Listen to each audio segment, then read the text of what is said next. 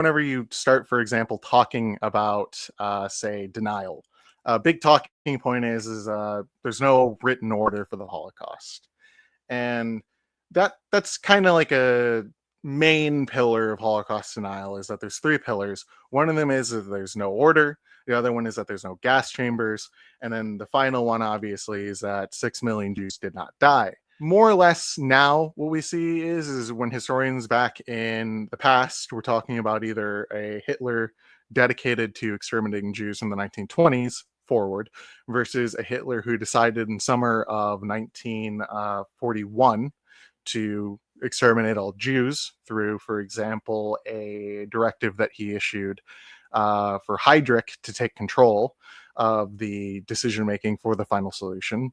The things have become more complicated. The Holocaust is now seen more as a bottom-up process, with then a top-down process taking on later on. That wasn't kind of like, for example, entirely Ian Kershaw's proposed, working towards the Führer model.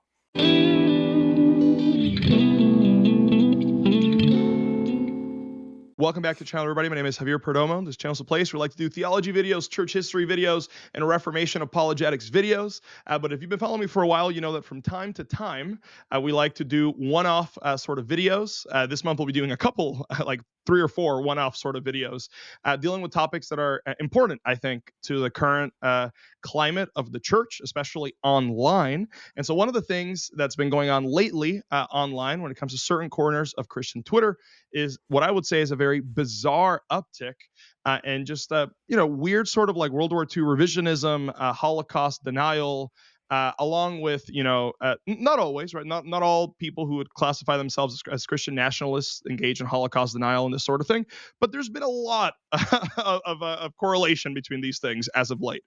And so for those who are in sort of those camps, as well as for those who are dealing with people that are in the denial camp, I thought it'd be good to do a video covering a lot of the history and debunking some of these Holocaust denial claims in order to help people out there that are, dealing with these conversations.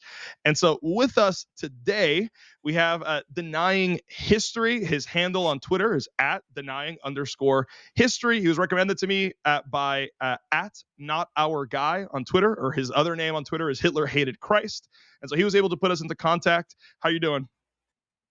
I'm doing great. It's good to actually kind of like get on a platform for once to like talk about some of this stuff, because it's been a little while since I've done it.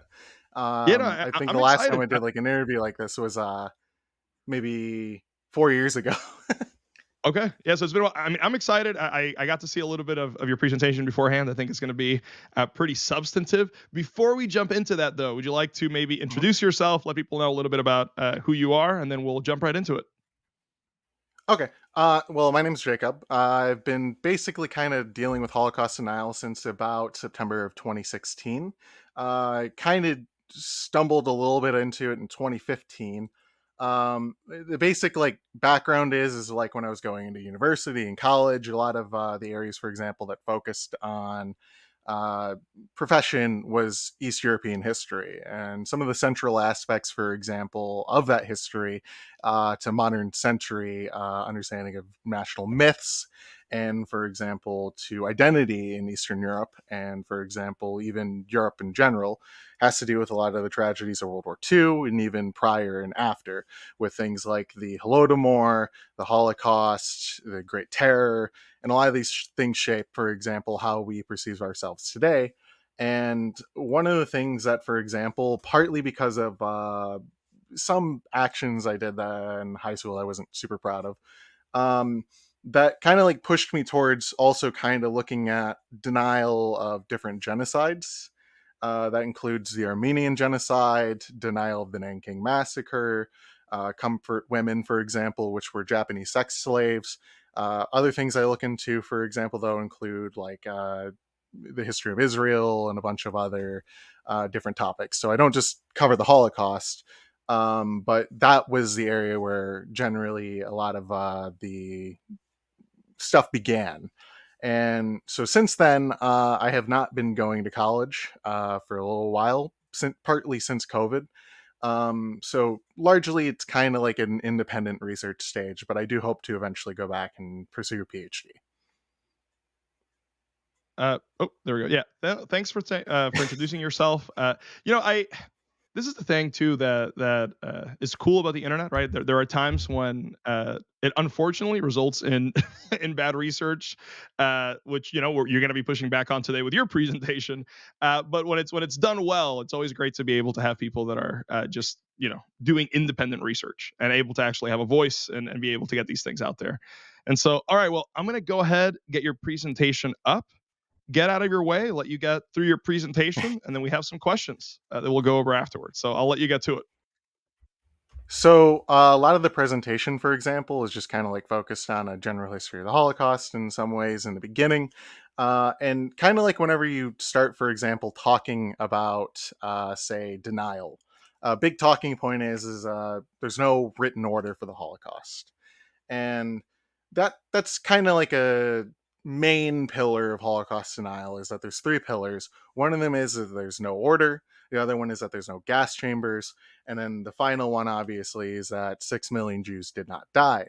And a lot of the people who will, for example, kind of address this issue, if, for example, they're doing it more from, say, civilian point of view, or, for example, from kind of looking at old research from the 1990s, specifically addressing denial, such from the Holocaust History Project, or, for example, from NISCOR, which is a Canadian-ran website from Timothy McVeigh, that was, Kenneth McVeigh, which was kind of condemned by the Simon Wiesenthal Center for directly engaging with denial and deniers.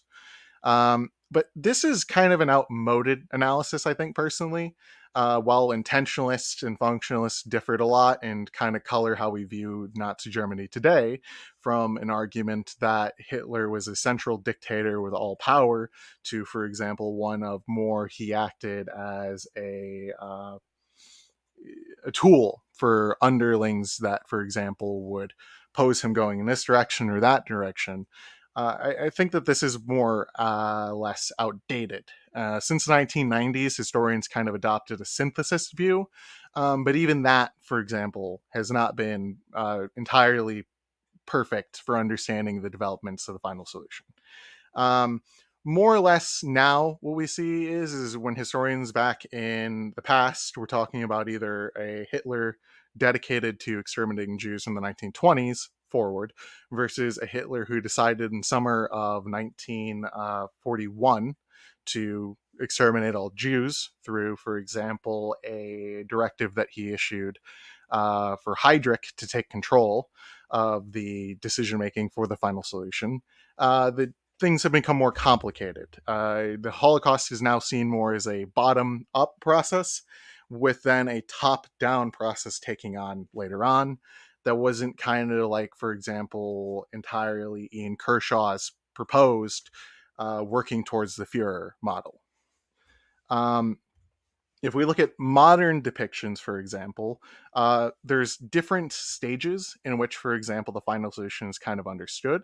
One of them is that with the going into the euphoria of the war in August, which obviously there's the June invasion of the Soviet Union, Hitler had pretty high prospects for the first couple months, that everything's going well, and these historians like Browning, Mark Roseman, and others, Ian Kershaw, for example, has endorsed this as well in a more recent work on 10 Fateful Decisions, of basically suggesting the decision for a final solution was taken in the euphoria of victory against the Soviet Union and Jewish Bolshevism, as Hitler perceived.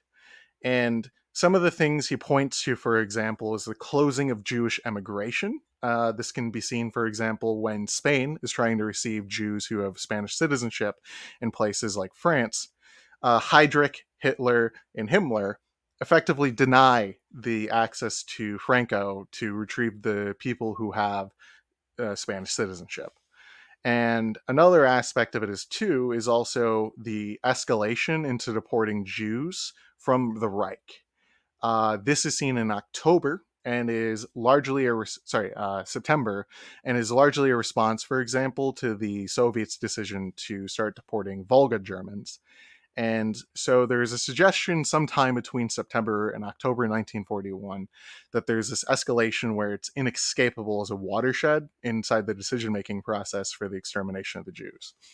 Other historians, like such as Christian Gerlache or David Ciarni, they effectively are arguing that there was an inconsistent policy in handling of Jews, even with the deported Germans into late 1941. They'll point to things like the development of a Kelmno extermination camp or Belzec as coming more for local initiative. And that seems to be largely borne out when, for example, we kind of look into the treatment of, for example, German Jews deported to places like Riga, and, for example, German Jews deported to Kelmno, where, for example, initially when Kelmno's opened in December, the German Jews are spared deportation, while Jews, for example, from local areas like Lodz, etc., are deported to Kelmno to be exterminated. Um, this is largely because of local initiatives pushing, for example, for the destroying of the Wartegau Jews, because they kind of can't feed them. The idea is because we can't feed them, we can't hold on to these people. And another push is also to try and redevelop and resettle the area with Germans. And that also is what partly motivates the creation of Belzec. Belzec, when initially being created, is a relatively small camp with small gas chambers and not actually having a large capacity to be able to kill as many people as it did develop into later. It was largely focused on probably largely targeting the Jews of Lublin and Lublin district, and was developed by Obdiblo Glbochnik. And Glbochnik was trying to push and furthermore for a Germanization of the general government.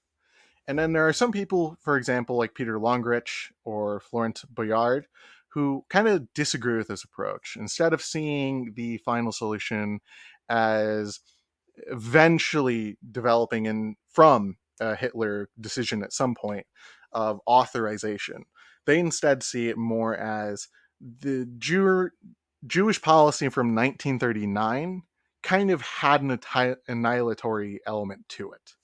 And this is partly true, as we'll get into in a minute, but that obviously they just kind of like stumbled their way into genocide is the idea. And so,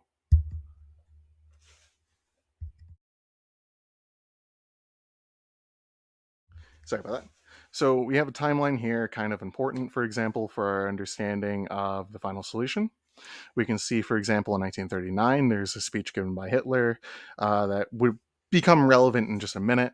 And then slowly going on into, for example, 1943, there's escalation. And so this is when historians nowadays talk about the Holocaust as a process. This is largely, for example, what they're focusing in on. So the previously aforementioned prophecy is, for example, this. There is a statement, for example, from Hitler that today I want to be a prophet again if international financial Jewry in and outside Europe should succeed in plunging the peoples of basically Europe into a world war again, then the result will not be the Bolshevization of the earth and thus the victory of Jewry, but instead the annihilation of the Jewish race in Europe. And so the big thing here is a lot of historians kind of intentionalists would focus in on this speech, but it's more of a threat and is understood as a threat at the time to try and encourage, for example, Western states to take in Jews. But this prophecy has a reoccurring theme throughout Hitler's dictatorship. And so we can kind of see that, for example, in 1944. This is a statement, for example, from March 26th, 1944, where Hitler makes reference to his September 1939 speech in the Reichstag. Um, his January speech in the Reichstag, where he basically says, because the war is here, this means the extermination of Jews has to happen. But a big thing he does is he likes to always backdate it to the start of the war. And this is something he also did, for example, with his Action T4 initiative. There's always this tying in, for example, of Jews into the wider issue, for example, the war question against both the Soviet Union, the allied countries like the United States, with things like referring to the United States as a plutocracy ran by Jews, And for example, German Jews, etc., were seen as effectively hostages to be used to try and pressure Western states either into, say, conciliating later, like Britain, or more specifically, preventing the United States from entering into the war. And that plays into Gerlach's thesis that we'll be talking about today. Um, so before the invasion of the Soviet Union, there were proposed solutions. Emigration was the big one. But going into, for example, the late 1940s and early 41, right? So 1940, 41, the rhetoric switches from emigration to territorial solutions. And this was always kind of part of Nazi rhetoric, for example. Hitler floated Madagascar as early as 1937, 1938. But territorial solutions in of themselves became kind of more of a policy going into late 39 and also late 1940, especially after, for example, developments of the idea of Madagascar, etc., failed. This spread into wider thinking of areas of where to deport the Jews. So deniers will kind of focus in on these types of policies. And the idea is that, if the Jews are going to Madagascar or they're being sent to Siberia, right, there's no intention here to kill Jews. And this is not borne out by the research that historians have done. If you look into it, for example, a lot of the German language around these proposals kind of sees them as annihilatory and is indifferent to whatever happens to the Jews after this point. A lot of the areas conceived of, for example, deporting Jews to, like Madagascar, the Siberian winterlands, Lublin marshes, etc., kind of all have this inclination that when Jews are introduced here, severe decimation of the population will be introduced, effectively, as, say, the Lublin governor has suggested. And even Himmler for himself, as an example, is a big leader in the big wig. It's not just some local governor. Says that he hoped, for example, large scale immigration of all Jews to someplace like Africa or some colony. With this, the concept of Jews would disappear. And I think this is really important, for example, when it comes to discussing these policies, because it's really hard, for example, to justify as a Holocaust denier that a deportation policy with an exterminatory decimation like type effect to it being the intention, it's really hard to argue these types of people with that mentality would not slip into mass murder and genocide against the Jews. Um, so, beginning, for example, with the invasion of Yugoslavia, this is where we start kind of seeing, not just, for example, with the example of Poland, with the annihilation of the Polish intelligentsia, a kind of disproportionate targeting of Jews, we also see a kind of drawing in of Jews into uh, effectively reprisals for the war. And Yugoslavia was conceptualized as a war against communism and different ideologies and against different races, although it was more of a side project to Hitler's wider expansionist policies of Generalplan Ost and Lebensraum. And the big thing is that Jews, for example, were targeted rather than Serbs in the beginning, largely because they were seen as the initiators of the partisan targetings of German soldiers, being, for example, getting the Chetniks to start revolting, stuff like this. And gypsies also disproportionately suffer from this as well. And it decimates both the male Jew and gypsy populations of Serbia. And later on, both these countries, for example, both elements in this country become effectively annihilated 1 year later on.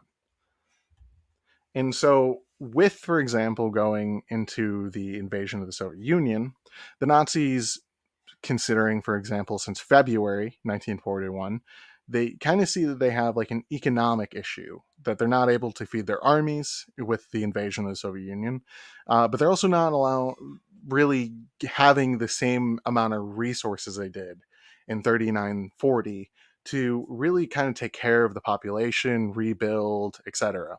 And so there's this idea developed that the population of the Soviet Union, particularly the urban population, can deal with some type of impoverishment by removing essentials from these areas for effectively the benefit of Germans. And as they go later into the war and deeper and closer to the invasion of the Soviet Union, this exploitation type rhetoric, along with policy, develops more into one of a starvation policy of feeding the German military and feeding German people at the expense of the people. To quote, for example, up teen millions of people will doubtlessly starve to death if we extract everything necessary for us from this country, meaning from the Soviet Union. And this also, for example, is part of a policy towards targeting the Jews because the war against the Soviet Union is seen as a war against, for example, Jewish Bolshevism. And that plays into Nazi thinking getting closer to June of 1941. For example, in March 1941, Heydrich submitted a proposal to Goring that effectively said we need to identify targets. And that, for example, included targeting political commissars, Jews, etc., so people know who to shoot. And especially targeting the, quote, Jewish Bolshevist state apparatus. And so when we get into the invasion of the Soviet Union, directives start coming out towards groups like the Einsatzgruppen. And we can see here one from Heydrich from July 2nd, 1941. This is a reprint. I sadly do not have the original. I would have included it if I did. It's a very long one. But the key thing is this, is it has Jews in party and state apparatuses as being targeted, but the actual scope, for example, of targeting is much broader. All other radical elements are also part of the targeting and include, quote, saboteurs, propagandists, snipers, assassins, agitators, etc. The idea is that these guys are given a lot of leeway into interpreting who they're allowed to target, but part of the reason, and this is phrased so broadly, but also kind of seeming more clouded, is because they don't actually understand yet that the Wehrmacht itself would, for example, collaborate in the efforts to kill the Jews. If you read Einsatzgruppen reports, later on they, for example, talk about how the Wehrmacht are very friendly towards the treatment of Jews. And it can also be seen, for example, if you look at the criminal orders, that the Wehrmacht is effectively later into May instructed to cooperate in the killing of Jews. So the Einsatzgruppen, originally when entering the Soviet Union, is only killing Jewish men. They're not killing, for example, children, women, and elderly to some extent can escape. But this changes largely, though, going deeper into the war, when, for example, both the receptiveness of the Wehrmacht and also local populations to killing of the Jews, along with, for example, the ease in which they find in inciting local populations to pogroms in areas like Lithuania and Ukraine, we kind of see this idea of expanding the Holocaust of Soviet Jewry to women. And this can be seen, for example, in Himmler's order on August 1st, that the Einsatzgruppen and SS should kill all Jews. All Jews must be shot, and female Jews must be driven into the swamps. And that was kind of a literal taken order. Because if we look at places like the Pripyat marshes, they tried drowning women, and um, quite a barbaric practice. It did not work, and they reported this back that they had to shoot them because they could, for example, not get the Jews, sadly, to be fully submerged. And so there's a lot of depravity and more that, for example, is both documented and tested with these killings. And deniers, for example, obviously do not admit to a lot of this type of policymaking. In fact, they try to say that the Einsatzgruppen was largely just targeted towards fighting partisans. This was the job of the Wehrmacht. They admitted this, for example, at post-war trials. And the big thing is that if you read the Einsatzgruppen reports, they're filled with a bunch of different justifications for killing Jews, including belonging to the Jewish race being particularly justified enough just to shoot people. And so deniers obviously both don't know the documentary materials that they're trying to engage with, but they also, for example, don't understand the broader context of policies or, for example, try and engage with historiography. Instead, it's mostly just kind of repeating things that were said and may have made sense to some people in the 1960s. And they don't pay attention, for example, a lot to the work of people like Carlo Matonio, who've tried updating negationism for better or worse. Um, a big thing, though, to mention is a reason a lot of these reports survive is because effectively they had to report back to Berlin. And so the Fuhrer was constantly updated on the actions of the Einsatzgruppen, and we will see that partly in a minute, but another document to specifically reference that includes shootings by the Einsatzgruppen is the 1942 Goyer Report. It includes shootings in the East, but it also, for example, details the transits of Jews to places like Belzec, Sobibor, Treblinka, and the Wartegau, being Kelmo, where Jews are killed. Um, it's kind of a progress report for 1942, and it does give an undercount on the number of Jews shot by the Einsatzgruppe and other shooting squads. But that's worth mentioning that Hitler was, for example, given statistics specifically. And here's another example where, for example, in December of 1942, Hitler was specifically shown a document that showed 363,211 Jews were shot within Ukraine.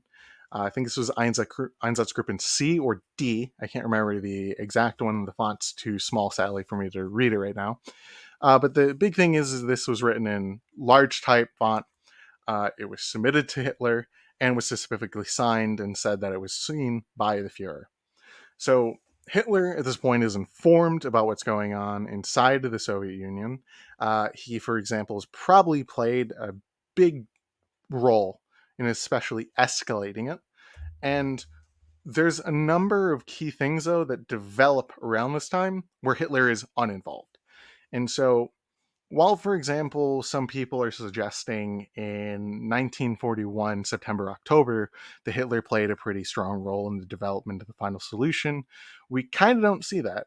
Chelmno is a local operation. For example, there is inconsistent treatment of the Ostland Jews. And for example, there are some suggestions for gassing apparatuses to be installed, potential development of an extermination camp for local Jews in Belarus and Mogilev.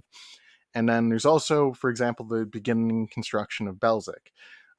As I've mentioned, largely this was intended towards decimating Jews of Lublin, and these are largely from the bottom up type initiatives. But going, for example, a little bit more into detail about this, there's a pretty important train log here that is really important to David Irving's thesis initially, that Hitler, for example, originally intended the final solution, right? And it's a document sent in November, right, from Himmler to local operating Einsatzgruppens inside Riga area, and Yaklin is the specific person receiving this. So Yakl is told to not liquidate transports from Berlin, a specific transport from Berlin. And the idea is that this transport contains Molotov's son, but obviously that was not true, and it was liquidated. But the key thing is at this point, the liquidation of German Jews going to Ostland was an unauthorized action and contrary to directives, and there was an idea that these people would be punished. They weren't. But here's where things start to develop more. Going into the invasion of the Soviet Union, while, for example, there are those who suggest that there was a euphoria, once we start looking past August, there is a developing understanding that the war is going to be prolonged. There's still this idea that we're going to win, but it's more of a cautious idea. But Hitler proposes, for example, that in August, his ideas are coming to fruition, right? the Jews in the East are being killed, and there's an idea, for example, if North America, for example, is to enter into the war, there would be an expansion of the final solution. And we can see that rhetoric come to fruition, for example, partly with Rosenberg. Rosenberg in September, right, is interpreting the deportation of the Volga Germans as an exterminatory policy towards them. And this is partly because of how the Germans view the deportations of populations. You can see here, for example, that Jewry in areas located in this field of power, sorry, Jews in areas located in German fields of power will have to pay effectively, right, for the actions of the Soviets towards Volga Germans. And so I think that that's kind of the important aspect, is that Rosenberg develops this. He's talking with Hitler and even coordinates with Hitler a rebuke. And so when we then go into November, Rosenberg effectively says that there needs to be European-wide decision for the extermination of Jewry. But it also is contextualized partly with an understanding that this could happen through decimation, through deportation. This goes towards deporting Jews to areas in the Urals, but the idea is that they have to be eradicated in some way.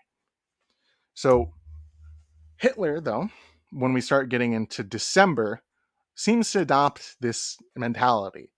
And this is probably the clearest example, really, of early decision by Hitler against Jews specifically for European-wide extermination. Through whatever means is supposed to be determined by his followers. But he says, for example, in December 12th, 1941, with regard to the Jewish question, the Fuhrer has decided to make a clean sweep. He has prophesied to the Jews that if they were to bring about another world war, they would experience their annihilation within it. That was not just a phrase. The world war is here, and the annihilation of Judaism must be the necessary consequence. The question is to be considered without any sentimentality. We are not there to have pity for the Jew, but only pity for our German people. If the German people have now sacrificed again some 1,600 dead on Eastern Front, the authors of this bloody conflict will have to pay for it with their lives. And so Hitler, for example, has talked with Goebbels about, for example, things like 1 to 100, um, 1 to 100 retribution policy. And so Goebbels understands any type of conversation, this type of light, means that a lot of Jews are going to be killed. And especially knows that Hitler, for example, is saying that our ideological understanding of the war imperatives has been met and Jews will be killed within it. And it is the first time that there's a wartime entry within the Goebbels diaries that there's a reference towards exterminating all Jews. So developing further on this, basically around the same time as the speech, 2 days later, Rosenberg meets with Hitler, and it's when they're discussing, for example, statements towards Jews regarding their entry into the war. And so Rosenberg wrote this memorandum where he mentions the decision. And some people interpret this differently to mean the decision to declare war in the United States, but it fits in a little bit too well. That specifically there was a decision to remove a reference or threat towards the extermination of Jews, and the Fuhrer agreeing with this decision. And we can also see, for example, the threat effectively still stays there when, for example, he's threatening New York Jews with a negative elimination of a parasitic element within Germany and whatever areas Nazi Germany controls. So more documents that kind of develop on this idea that there is an exterminatory taken decision is, for example, Victor Brock in June of 1942. This is where it gets more specifically important. This is a man who was in charge of the Nazi euthanasia program. And the last time he specifically met with Himmler was on December 14th, 1941. And so Referencing the last time that they met in person, he says that we are going to decimate Europe's population of Jews. That of the approximately 10 million Jews within Europe, they should preserve a specific portion of them to be used for a labor force, and suggests that these Jews should be sterilized. But the idea is also involving partly his men being redistributed from Action T4 to the alleged relocation policies. This man was involved, for example, in Action Reinhard.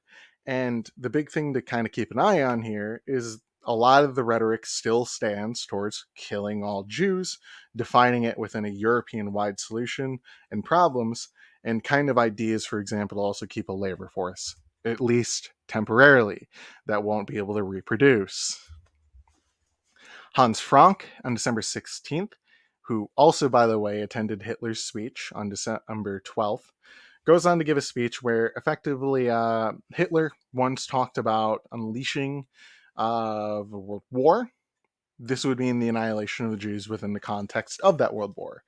And that when he goes to Berlin, specifically to talk with what we're going to do, because our plans are not developing where we're actually going to deport the Jews, they instead develop into something else. We're instead looking at, say, an issue where we can't remove these people. We have to deal with them. And when I ask Berlin what we should do, they say, liquidate them yourselves. So he estimates there's about 2.3 million Jews within the general government, with a number increasing to 3.5. We can't shoot all these people. We can't poison them, but nonetheless, we must annihilate and eradicate them in some way to make the general government free of Jews. So, again, developments and understandings from underlings that specifically understand the 12th decision as an annihilatory policy. And going into December, there's a conversation between Hitler and Himmler that's probably better understood rather than, for example, what Gerlach understands it as, but is more of like an argument for an escalation of the killing of Jews within Soviet Union. The Jewish question is to be solved in the way that we are exterminating partisans, is effectively probably the message that was communicated to Himmler.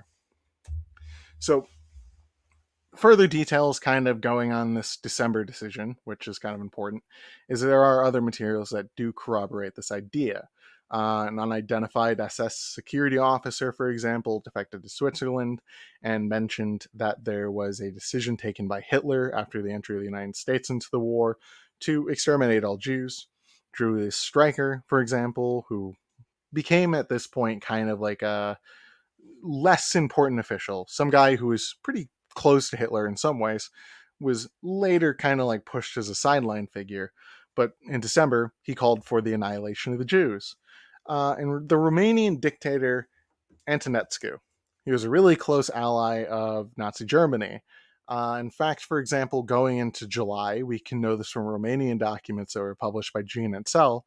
He coordinated, for example, when the Romanian army entered into Ukraine, that Romanian forces would kill Jews. And they collaborate roughly up to the point of Stalingrad. And with the failure of Stalingrad, there's a change in attitude towards the killing of Jews by the Romanians. But the key thing is, though, is that he mentions on December 16th that these matters are being discussed in Berlin, and that, for example, you know, uh, there's effectively an annihilatory element to these discussions.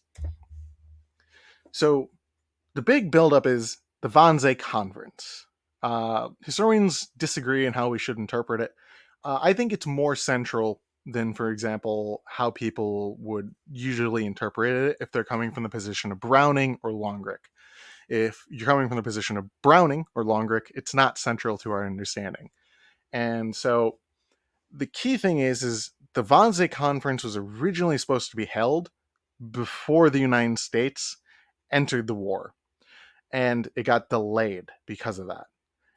Um, and the big thing is that Germany then declares war, and it reconvenes in January.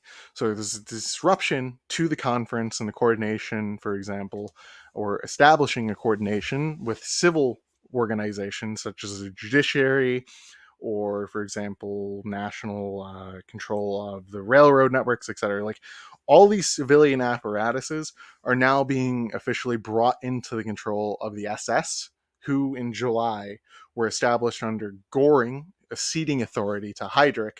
Effectively, the SS is to oversee the final solution to the Jewish question, whatever that is. And Eichmann, for example, said that the minutes were a whitewashed discussion or description of the discussions that happened at Wannsee. But there's still a key portion of this document, the protocol, where it says, in the course of the final solution and under appropriate direction, the Jews are to be utilized for work in the East in a suitable manner. A large portion, sorry,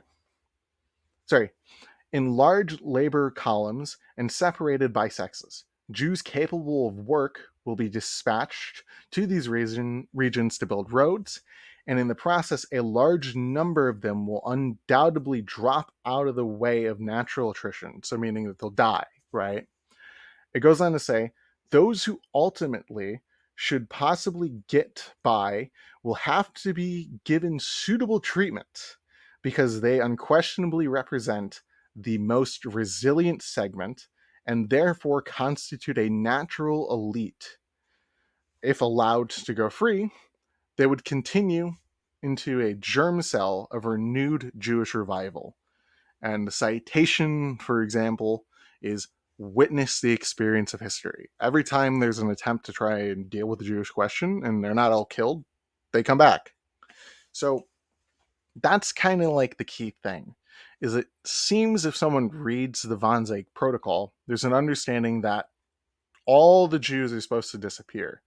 Now, regardless of whether or not this is understood as an idea of immediate annihilation, is not actually the question. It's more that there is a decision all Jews must die. And that is the main aspect that I think exists with that December 12th speech given by Hitler as effectively a green light for some type of total solution to the question of Jewish European existence. And so following the Wannsee conference, Hitler, for example, is kind of asking his guys to explore different ways because there's no plan of how to deal with this. And a lot of them are still kind of looking at the effects of attritional features, slow destruction through conditions in some way or another of dealing with the Jews. And in absence of a clear plan, they consider still areas like the Arctic regions, Madagascar, even though this one was shelved, that there's some ideal destination Jews could be sent to where they'll die quickly through climatic conditions. And Hitler does not like this. In fact, in May, he opposes this, saying Jews are resilient to this. They'll survive.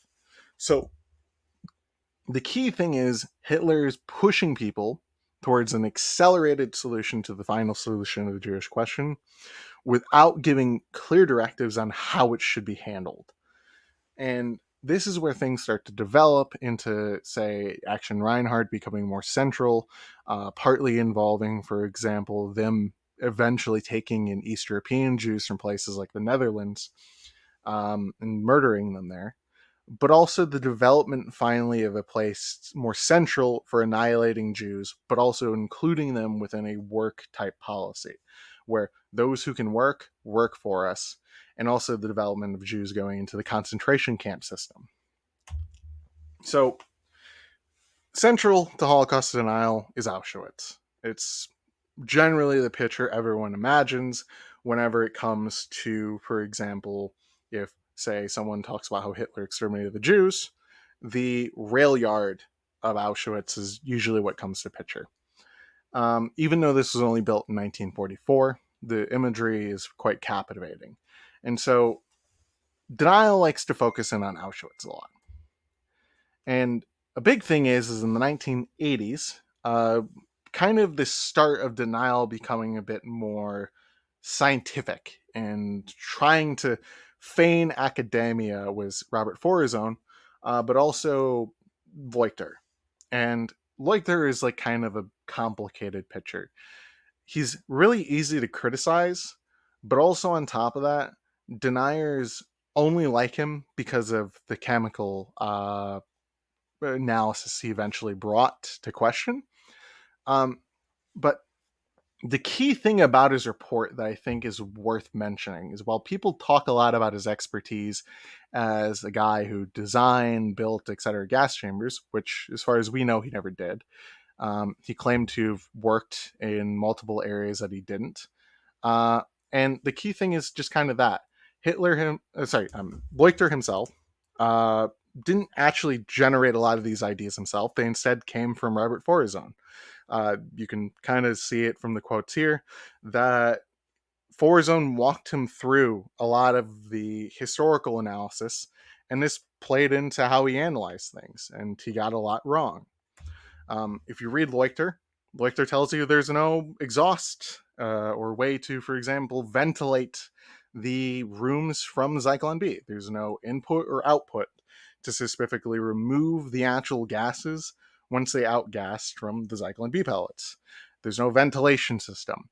Now, the ventilation system itself was really poorly designed if these were installations originally designed for exterminating people. But if you read more recent historiography, following Pressig and von Pelt, it's very clear historians do not understand that these facilities were originally designed as extermination centers. They more kind of stumbled into the process sometime in late September of 1942. And it's important to remember the original design and proposal for these crematoriums was from October 1941. So Haas at some point has a meeting, most likely with Himmler, in summer, where the crematories are eventually developed into extermination facilities and by the SS technical offices. Um, and also other things Lecter gets wrong is directions that doors open or how the gas chambers function. And this is pretty common throughout his report. And the big thing is all these points come from Forizon. Even, for example, Germar Rudolph admits that Leuchter's report is effectively Forizon's report, although he says Forizon wrote the report for him. So it's entirely possible, but I think it's more easy to argue that Forizon influenced Leuchter's conclusions, specifically about how all these places operated. And a lot of people don't seem to understand why this might be important beyond, for example, just say that Forizon doesn't have expertise as an engineer, or, for example, someone who works with all of these different types of exterminatory materials. The big thing about Leuchter was his credentials. Everyone cited him originally because of his credentials, but these credentials don't exist. Leuchter, for example, got in trouble because Leuchter was a con artist. He never had an engineering degree. He was never really actually even a professional engineer. And that's kind of like a major problem because everything about all of his analysis that was written or described to him by Forizon was effectively, coming from diddly doop.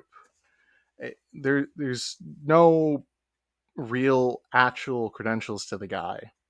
So when we kind of look at a lot of his conclusions for why the gas chambers wouldn't function, and those either are not supported by the documentary record or the forensic record, a lot of more questions can be answered then about a lot of his technical conclusions about how much gas it takes to kill people, etc. And it's quite clear he did not have the expertise that he tried presenting at Canada in the 1980s. So when we start talking about his chemical results, because they weren't done by him, this is kind of the area where deniers think that the effective, they think that there's an effective smoking gun with these results. And so with Leuchter, and partly also with Rudolph, there's an issue with how, for example, their samples are taken. Not that, for example, they're not still indicative of gassings happening at these locations, but the big thing is they both tested for total cyanides. And the thing is that, for example, will actually reduce the results in terms of cyanide exposure. It has a way of diluting the results, not just, for example, in the ways that Leuchter messed up when he took his samples, but specifically the wrong tests are more often than not being done by deniers. Um, Prussian blue is specifically itself a reaction. It's not indicative that cyanide has been exposed to a room. It doesn't always form, and we can see that, for example, in the Dachau disinfestation chambers. Um, Prussian blue itself does not form every single location or even with prolonged use in a location every single time it's used, although it can be an indicator, for example, of long time cyanide exposures. Um, the key thing is a number of differences, for example, between homicidal and homicidal gas chambers that were used at Auschwitz and the disinfestation chambers. um, this includes, for example, high concentrations of carbon dioxide. This includes, for example, the air being filled with moisture, not heated in different ways, the actual exposure times, the amount of hydrogen cyanide inside the room that's present. A lot of these things, in terms of like how, for example, the blue, Prussian blue, is supposed to be formed, is usually that it's unfavorable. The rooms are not, for example, alkaline. They are instead effectively acidic because of the involvement of carbon dioxide and also moisture inside these rooms. So it's effectively disfavorable towards the formation of Prussian blue. And so when we start asking these questions, if we're comparing, say, our control is the disinfestation chambers, and the thing we're comparing it against is, well, the gas chambers at Auschwitz, that they function so differently, we're kind of comparing apples and oranges to try and say if whether or not there were, say, gas chambers there for murdering human beings. But also on top of that, there's also an issue of how we're taking samples. And deniers will often tell you, for example, that this doesn't exist. If you look at the disinfestation chambers, it's blue on both sides of the walls. Obviously, ignoring this isn't actually Prussian blue puncturing through the walls, but instead seeping through cracks. I sadly did not include a picture inside the presentation, but maybe, for example, you could look it up. It's findable on the Holocaust Controversies website, and if everyone wants to find it, you can message me and I'll get it to you. But the key thing is, though, is when it comes to Leuchter samples in particular, when we look at them, a big problem is he lied specifically to the person doing the tests on where these are from, and because of that, it raises a lot of questions about the reliability of the results. Key things is that Prussian blue is not water soluble, but cyanide salts are. And he told James Roth, who specifically was doing the results, that they're from a chemical accident. So when Roth was asked about this by Errol Morris, and partly also at trial, he said that, I don't think the results have any meaning. And that's kind of true. They don't. The key thing is while cyanide results are positive in some of the samples and not in others, it's obviously not a good indicator that these were not extermination facilities. Partly because of 70 years of weathering, but also on top of that, because they were largely diluted samples because of how Leuchter provided them. Leuchter took huge chunks out of walls, and rather than just taking a part of the surface, he brought back almost entire bricks. Now, deniers will tell you, okay, well, we got rid of those problems. But the other thing to specifically keep in mind is they tried to challenge the documentary record. That's fairly sound. But every single time, for example, you'll talk with a denier on Twitter, it's very often that they'll devolve into a revolving door. And that's because deniers themselves over time have effectively been a revolving door. Uh, right here, we have a pretty well-known document for the better part of the last 70, 80 years. Um, it's a document that describes Crematorium two's Morgue 1 as a gassing basement or gassing cellar. And so Deniers in the 1970s were like, this is bad. We need to get rid of it. So Arthur Butts came up with this idea that it was used to fuel the crematorium ovens. But that was never really tenable to begin with. But then when Presic published his book, Jean-Claude Presic was originally a denier that was very close to Forazon, who went to Auschwitz and found a bunch of documents that undermined Forazon's thesis, and then went through these in how Forazon says we should analyze documents and showed that Forazon's methods lead to the conclusion that there were gas chambers. Um, and the key thing is that he showed, for example, the gas chambers were coke fired. They were not gas fired. So the gasification model made no sense from day one, but it didn't stop deniers from proposing it. So after that was shown to be fraudulent, deniers had to come up with a new solution, right? And the solution was is the gas chamber, gassing room, etc. It's not in the building. It has to be outside the crematorium or some other room. It has to be somewhere else, right? But the problem is Pressic's study already disproved this argument. Crematorium 2, mentioned in this document previously, is to be used as a corpse room, specifically because the morgue 2, its roof isn't finished, and the corpses are susceptible to being attacked by frosts.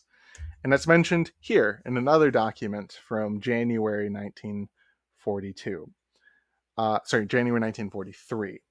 And it says that the crematorium 2 is complete, but for secondary details, the formwork cannot yet be removed from corpse cellar 2 because of the frost. And this is because at this time Auschwitz is covered in snow. This is a 1942 picture, I believe, that does not have the actual hole outlets. They were not installed at this point. There's another photograph from 1943 that I had at the beginning of this presentation where you can see the areas that Zyklon-B was inserted into the building. Deniers like to use this picture here specifically also to try and say there were never any holes in the roof, even though it's really hard to tell from the angle and a bunch of other things. The key thing is either they weren't installed at this point, or, for example, the holes were covered with a plank of wood. So that's out of the way. The problem is that that was never tenable. It was never tenable that, for example, this was a gasification cellar, and it was never tenable that, for example, this room was somewhere else. So deniers had to come up with a new idea, and Forazon, Crowell, and Butts said it was an air raid shelter. But that's not really something that makes sense either, because vergasen means to gas. Butts himself even knows this because he wrote in his book in 1977 that the term vergasen was used by the German military to mean the attacking of an enemy with poison gas. I don't know if you noticed, but it seems like to me the Third Reich considered Jews to be enemies. So when we kind of like look at, for example, this is not the storage area. This is not whatever. This is a room for gassing something. And so that might not mean people are gassed here. That needs to be discussed still. And that's kind of the area, for example, deniers took. And it's very key. This is not a gas storage cellar. It is a gas room. Here's multiple documents. This is one, for example, for Crematorium 4 that mentions the installation of flooring into the gas chamber of Crematorium 4. And so this isn't some storage room for gas. This isn't some storage room for corpses. It gets more complicated. Well, specifically, this room is supposed to be preheated. Now, that's kind of an odd phrasing to use with a morgue. Morgues are supposed to be heated, yeah, in winter to specifically prevent the frosting over of corpses, but preheated, not really making a lot of sense there. And then it also mentions that there's an undressing room. Now, if Morgue 2 is an undressing room and the other one's a gassing room, it kind of starts to sound a lot what survivors are telling us about, that this is a gassing facility for hundreds of thousands of people. And as we go on, deniers try to explain this in different ways. Morgues need to be heated. But that doesn't really make sense with the term preheating. And they also try to talk about how the, for example, heating implementation, which was originally connected to the ovens used for cremating corpses, that these were later destroyed effectively because of high temperatures destroying motors. But neither one of these really particularly tackles the meat of this document. Even if we ignore, for example, the problems of preheating a room, there's also the issue that one of these rooms is identified as an undressing room. And I don't know why, but for some reason they think the larger of two rooms was used to undress corpses. Um, to be clear, it's worth mentioning there is evidence that, for example, in 1943, that the system which did catch fire was repaired, and this document is one of the pieces to specifically substantiate that. I want to mention, because I don't bring this document back, there is right above the area where it mentions the warm air introduction device, it mentions the delivery of two stoves. And these are hot air stoves that were specifically installed within the Auschwitz sauna. And that's because this document basically deals with a wide area. The heading makes it clear that it involves both the Auschwitz sauna and the crematoriums. And I think if I can read it correctly, it says these two stoves were delivered to crematorium 2. First off, they're hot air stoves, which is important to mention. These are used for the disinfestation of clothing, but they're delivered to the Auschwitz sauna and installed there. I just want to make that clear because this is relevant to a thesis that we're about to talk about. So, the undressing room is pretty well documented. We have two documents referring to cellar 1 of crematorium 2 as a gassing cellar. We have 6 documents total specifically referring to crematorium 2's second cellar as an undressing room. So that's 2 morgues out of the way. They're not being described as morgues. They're not specifically supposed to be for the storing of corpses anymore. And the intentions have very obviously changed based on what we can glean from documentary materials alone. But this is where things get even worse for deniers, because we have a direct connection between hydrogen cyanide and the crematoriums themselves. This is a document, I think, from July 1943 for Crematorium 2, where it says, "We acknowledge your receipt of your telegram immediate shipment of 10 gas detectors. We can tell you that for 2 weeks now, we have been making inquiries of 5 different firms about the apparatus you want indicating traces of prussic acid." So the key thing here is the crematoriums were specifically looking for the capacity to detect traces of hydrogen cyanide. They have the wrong devices being ordered here, but the key thing is that they're trying to find some way for them to detect when hydrogen cyanide is inside the presence of a building. So we have rooms described as gas chambers, we have rooms described as an undressing room, and we have the specific inquest for hydrogen cyanide detectors. So deniers are obviously having problems here. So on top of that, where else could it go wrong? We have the delivery of shower heads and a gas tight door. This might work, for example, with an air raid shelter, but why do you need shower heads for a room that's only temporarily supposed to be used as a air raid shelter? Doesn't really make a lot of sense, nor does it make a lot of sense with any of the other options, like, for example, disinfestation chamber. But let's see how deniers talk about these 14 shower heads. Well, in May of 1943, there was a suggestion to turn both crematorium 2 and 3's rooms into shower rooms.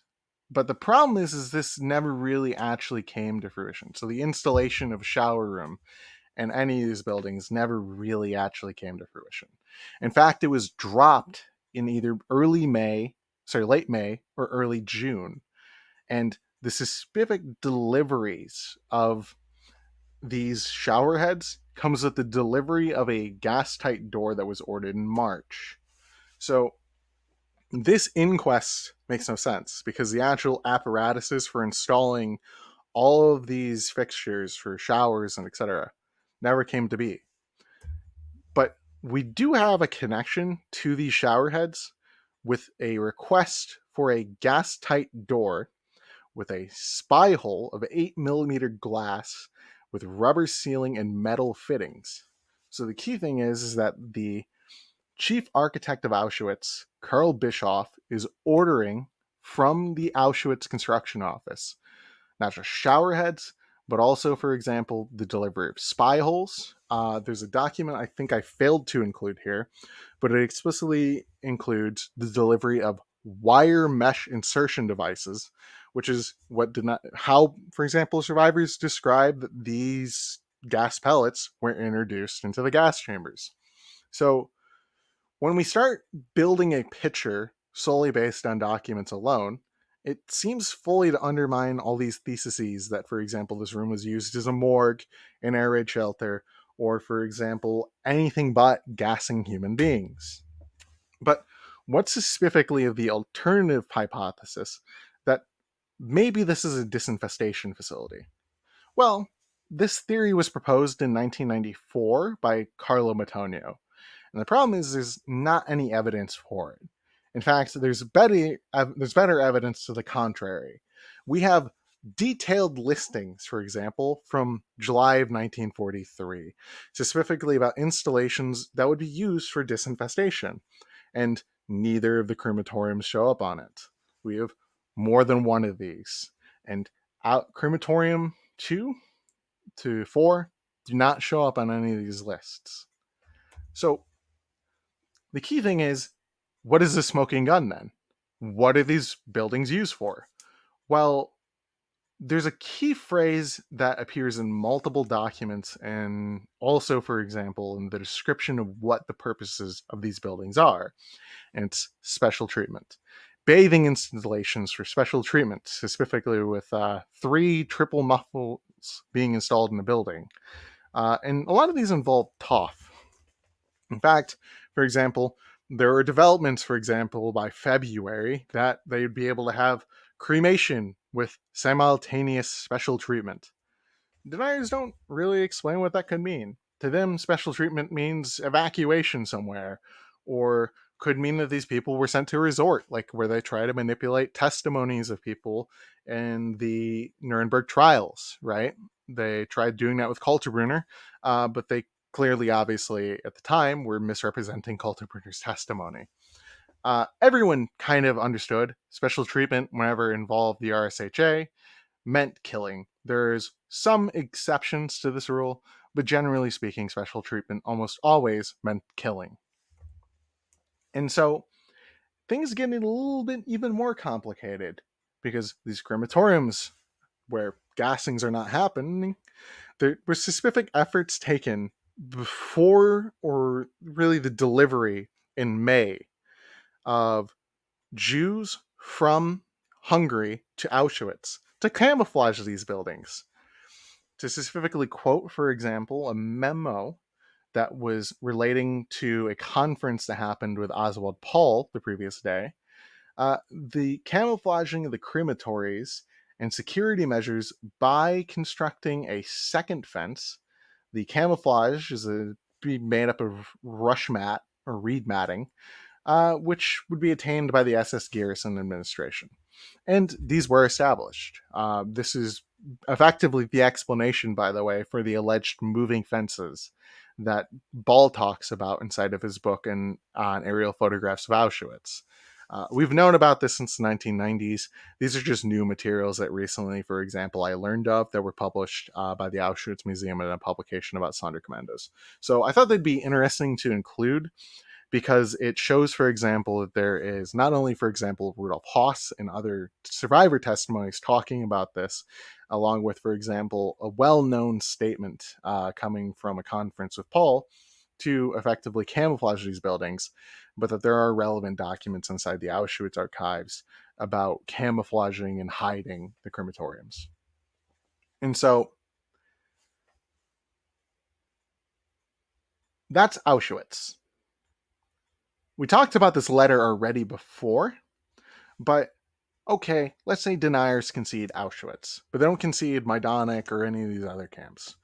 I'm not going to expand it in length because it would take too much time to really go over these in depth, and I'm probably going to lose people if I would do that. So, the denier alternative hypothesis to Action Reinhard being extermination camps is specifically these camps were not final destinations for Jews, and that they effectively served as locations for Jews to be transited to places like Belarus, Ukraine, and the Ostland. But these areas were envisioned as final destinations if you read the correspondence regarding from Himmler and other people. And this can partly be seen in how it was staffed. The Nazis had this effectively in the 40s, this program of gassing the mentally disabled and other people with defects, even some criminals. And that was through a program called Action T4. It involved gassing facilities, but it also involved things like lethal injection stuff. And the German public did not take kindly to the fact that this was happening when they discovered it. But the staff from these agencies that were under Walter Brock, right? Or sorry, Victor Brock, were transferred over to the auspices of Odilo Globocnik. So, for some reason, deniers want us to believe euthanasia staff are supposed to be in charge of the operating and functioning of a transit system to the east. But it gets more complicated by the fact that we have plenty of materials that show these were only meant for destinations for liquidating people.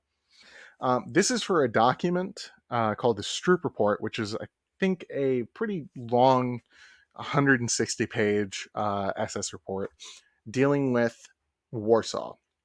And so Jews, specifically from this territory, were all gathered, arrested, etc., right? And were accused of doing wrongful things, allegedly. They were supposed to be subject to immediate liquidation if, for example, it could be carried out, but it couldn't. So Stroop wants to send them to Treblinka 2. Otherwise, they'll be liquidated at some other time. If they're going to be sent to Treblinka and they're supposed to be liquidated, that means liquidation is happening at Treblinka.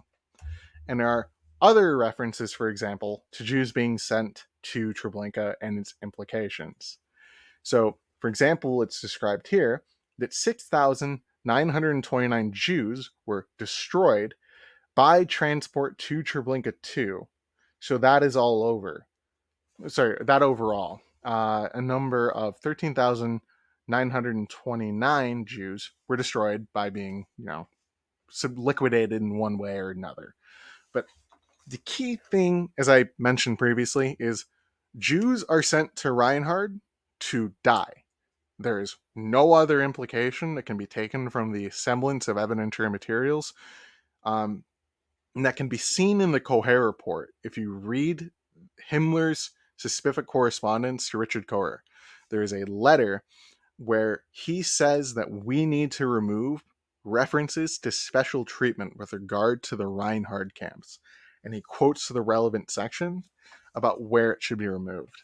So we know what these people were subjected to, and it's clear from materials, if you read them, what the Germans were doing to Jews. I believe that's the ending. Yeah, that is the ending of the presentation. I don't know if Yaba Hair is back. There he is. All right. There now, I'm back. I'm back. All right. Thank you so much for that presentation. I really appreciate, once again, the level of research that went into that with primary sources and with scholarly ones. Yeah, And so I have here thank you. a fairly lengthy Q&A that I sent you ahead of time. A lot of these Yep. questions that I sourced from Holocaust denial like podcasts and these sorts of things. So hopefully we could address some of the very points that these guys make on top of the ones that you've already addressed in your presentation. And so with that, the first question here would be, how would you respond to the claim that the confessions and facts established at the Nuremberg trials are unreliable due to coming from testimony of Nazi soldiers who were placed under extreme interrogation techniques? Uh, and by extreme interrogation techniques, you mean torture, right? Yeah, I think that's what they're alluding to. Yeah, that's generally a suggestion. So if we can bring up the slide real quick, I actually have a Yep. relevant slide to this. If we just go one over, um, partly, for example, deniers like to bring up a lot of different allegations of torture. We do know some people were tortured in specific contexts, but a lot of that isn't relevant to why people testified at Nuremberg. And so we can see that, for example, they'll bring up Rudolf Hoss. He's a fan favorite of deniers to specifically talk about.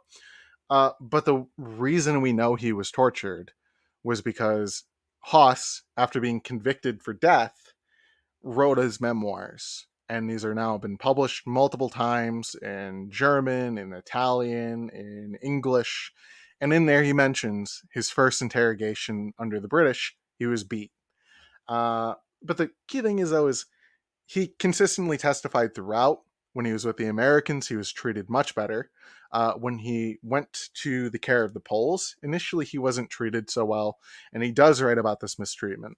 But later he specifically kind of complained about his treatment, and that led to better prison conditions, according to what he wrote.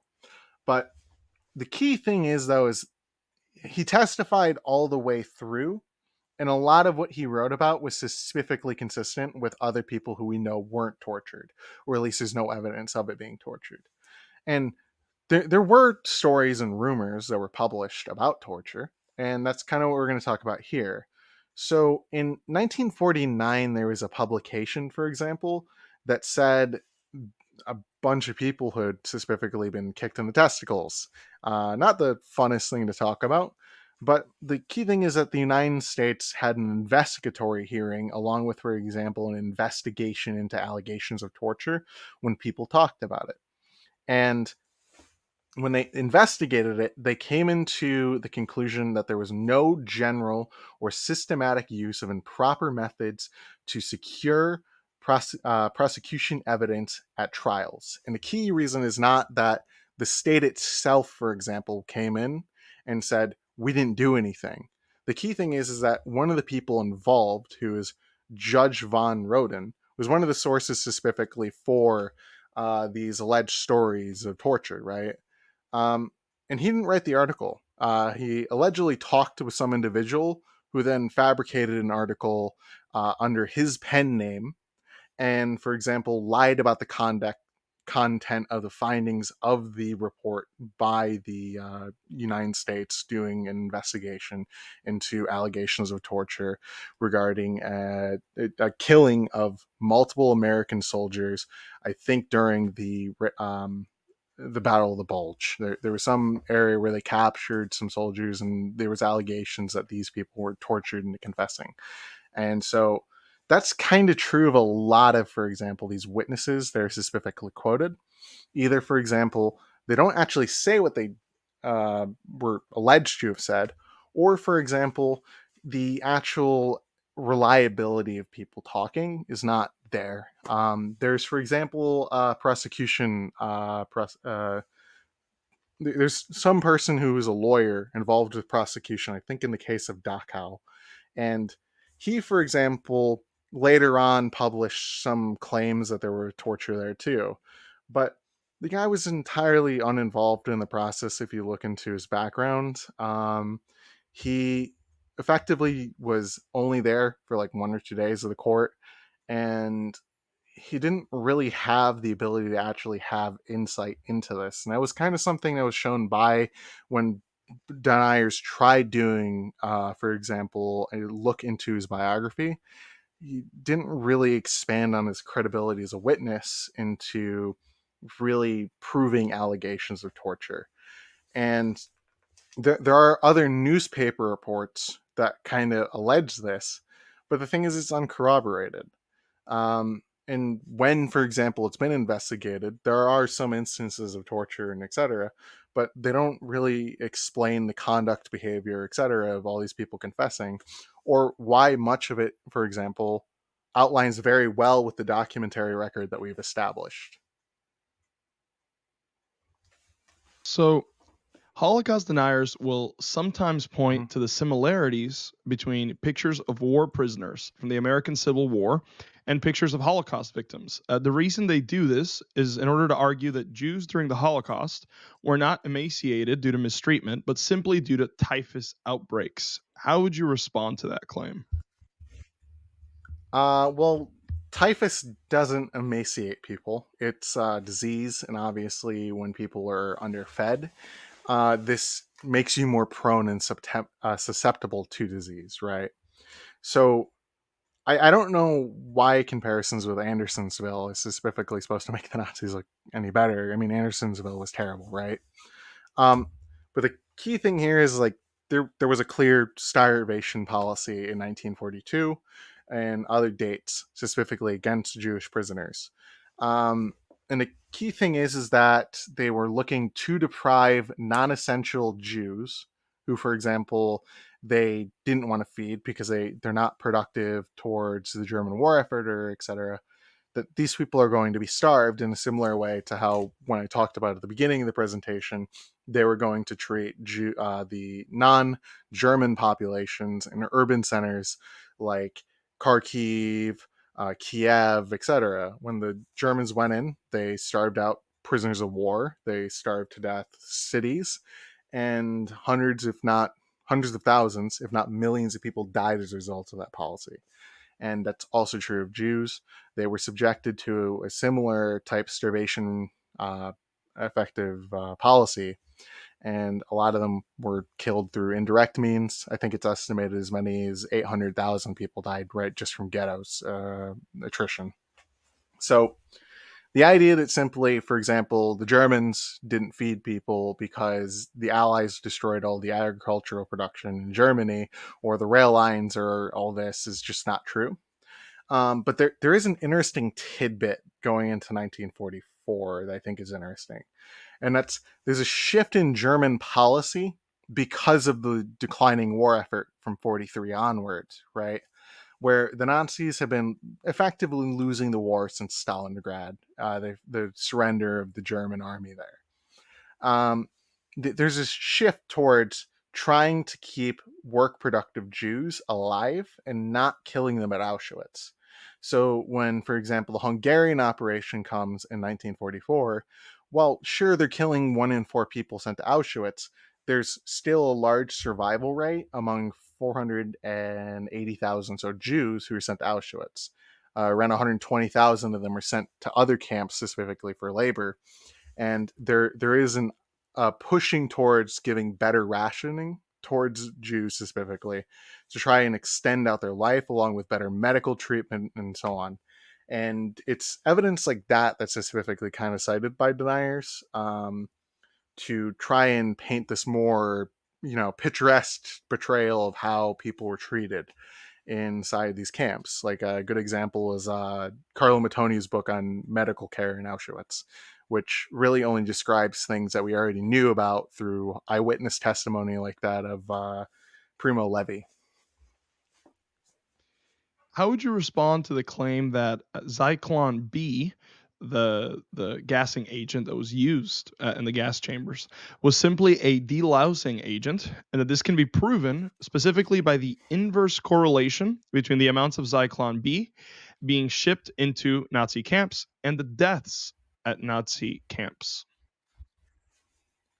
Well, I think the problem with that is that I don't think that inversion's been proven. The key thing to kind of look at though is most Jews who were not killed at Auschwitz or Majdanek. These are the only 2 camps that are specifically dedicated in some way towards killing Jews that also, for example, functioned as labor camps. So The other camps that people talk about that are under Nazi control specifically that function as extermination centers are Belzec, Sobibor, Treblinka, but then they also include things like Malay Throsnitz, which was used to liquidate the Belarus ghettos. Um, and the key problem is that Zyklon-B is capable of killing humans. It's very clear. It's hydrogen cyanide. The Zyklon-B is just a product name. When the gas evaporates, it kills people. People are extremely susceptible to it. It takes about 300 parts per million on average to kill a person within about maybe say 5 minutes, or less. I think it's actually like 2 to 3 minutes. Versus lice, it takes hours. I think some estimates go as high as 16 hours in exposure to a concentration of 5,000 parts per million. Um, and for example, even some estimates put it as high as like 16,000 parts per million. So the key thing here is that even if it's a disinfestation agent, it's very capable of killing people in the same way that drinking bleach, even though that's not its purpose, is very easily capable of killing you. Sure. How would you respond to the related claim that if the Germans wanted to kill people via like a gassing agent, that there was a variety of much deadlier nerve gases they could have used to exterminate their prisoners? I mean, the big thing is right when we look at the Nazis and how they developed the camps. They did experiment a bit. Like people will talk about Dachau a lot, saying that the Dachau ceiling of the gas chamber being lowered allegedly, which it wasn't, because the floor inclines in to specifically, look kind of like a shower room, which is not. When measured from the center, it's about 9 meters, and that's what explains the height difference. But the key thing, though, is when that room was being built and considered by Sigmund Rascher, who is the guy who's doing all these medical experiments at Dachau for gassing people. Um, or sorry, for whatever, putting people inside giant tubs of ice or subjecting people to high pressure chambers or stuff. He wanted to test the effectiveness of different combat gases, according to his letter that we have. That, for example, is the kind of the key reference to, for example, gassings that didn't actually come to being at Dachau, but they wanted to experiment a bit. And so we can see that at different camps like Auschwitz or, for example, Belzec. A lot of it has to do more with, for example, just ease of access. So if I'm a concentration camp that has a disinfestation agent that gets readily supplied to me and I need to kill people, what is the easiest way to kill them? Oh, I have hydrogen cyanide right here. While with, for example, say Action Reinhardt, a lot of these areas are really, say, remote, isolated locations where they experimented with like hydrogen cyanide allegedly at Belzec, right?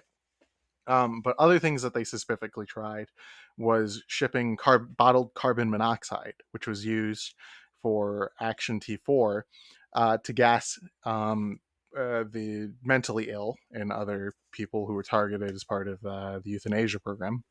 And they found that delivering these to some remote location specifically was not easily accessible.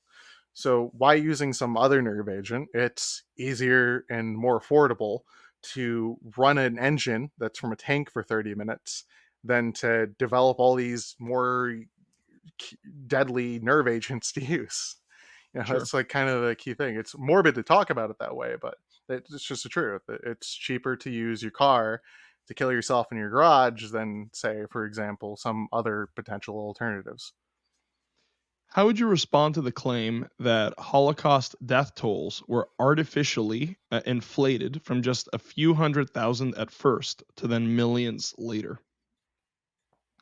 Um, this is usually based on sources that don't actually say what they think it says. So one example would be they bring up this alleged census by this almanac group.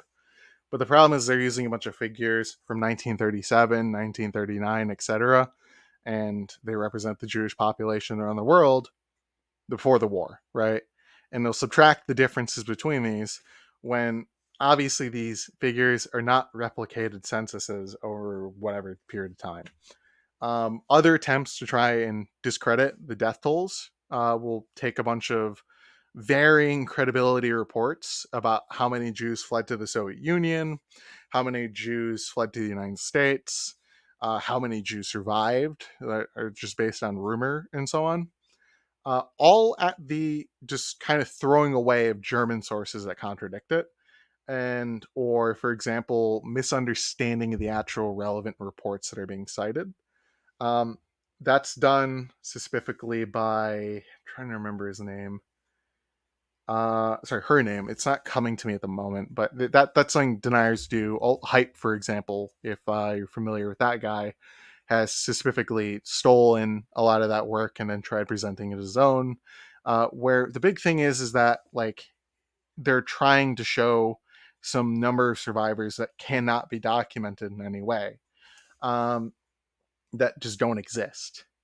And so when you look at, for example, German records, we don't have a complete record that shows 6 million Jews died, but obviously we can document up to 1942 pretty reliably.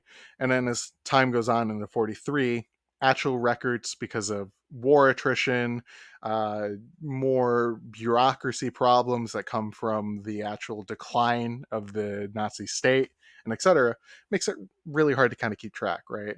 So historians will try and balance out different census records to get an approximation, but otherwise, like Western Europe, we have pretty good records. Eastern Europe, it gets a little bit kind of there are discrepancies, right? But those discrepancies are of a couple 100,000.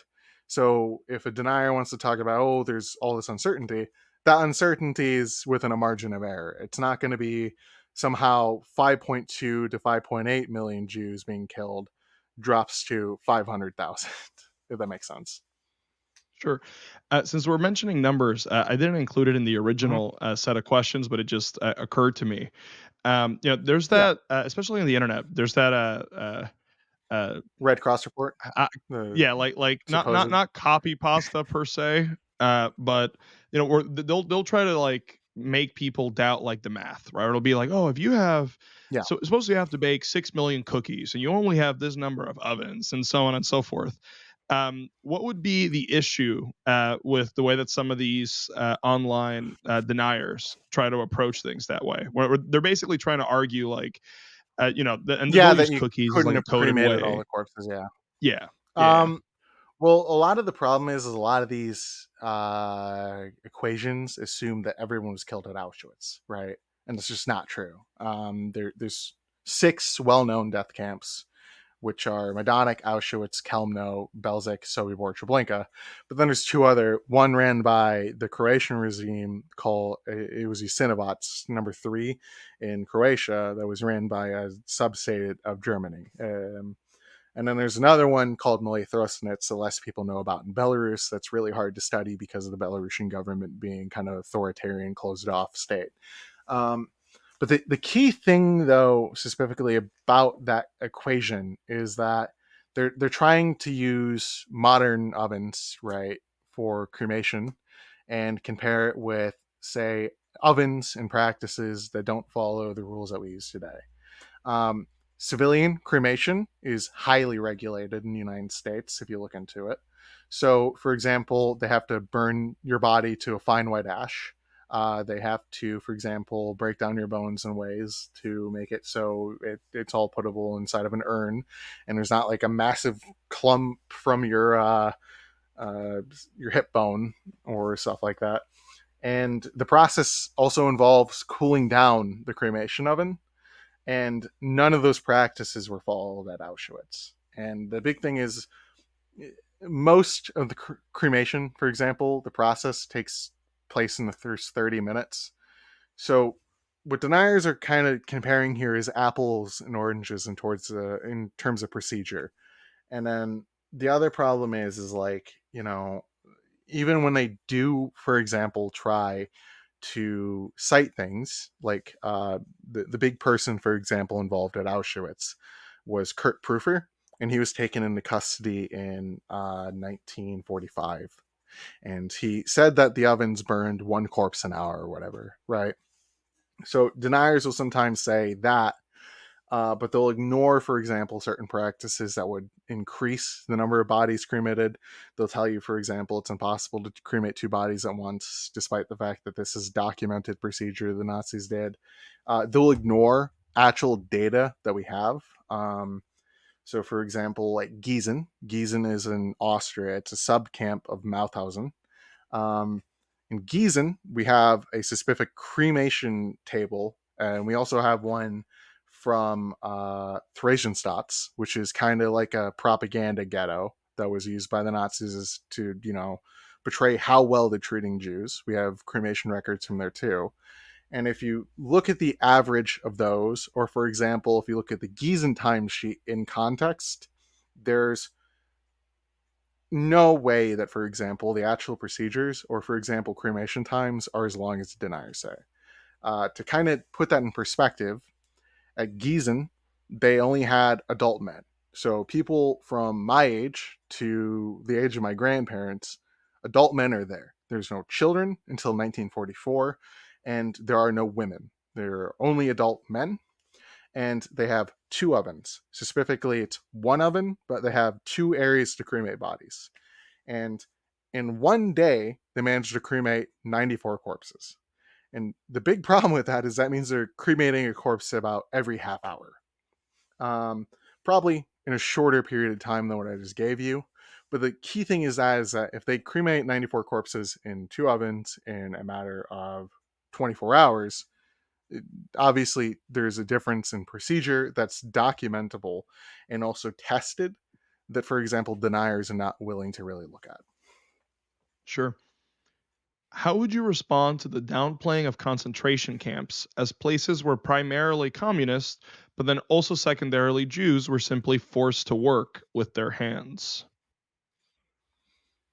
I mean, that's just kind of like a disturbing way to kind of like put it, right? Like, Yeah, these are camps where, originally that's what these camps served as purpose wise, but um, the Nazis' actual concentration camp complexes are way more varied and way more extensive than people thought about, say, like 50 years ago. Um, the United States Holocaust Memorial Museum recently published, for example, a study that's coming out where they go over a total of 44,000 camps and ghettos that were established by the Nazis throughout all of Europe. And the key thing is like, okay, some of these facilities for German political prisoners are kind of nice. They're re-education camps.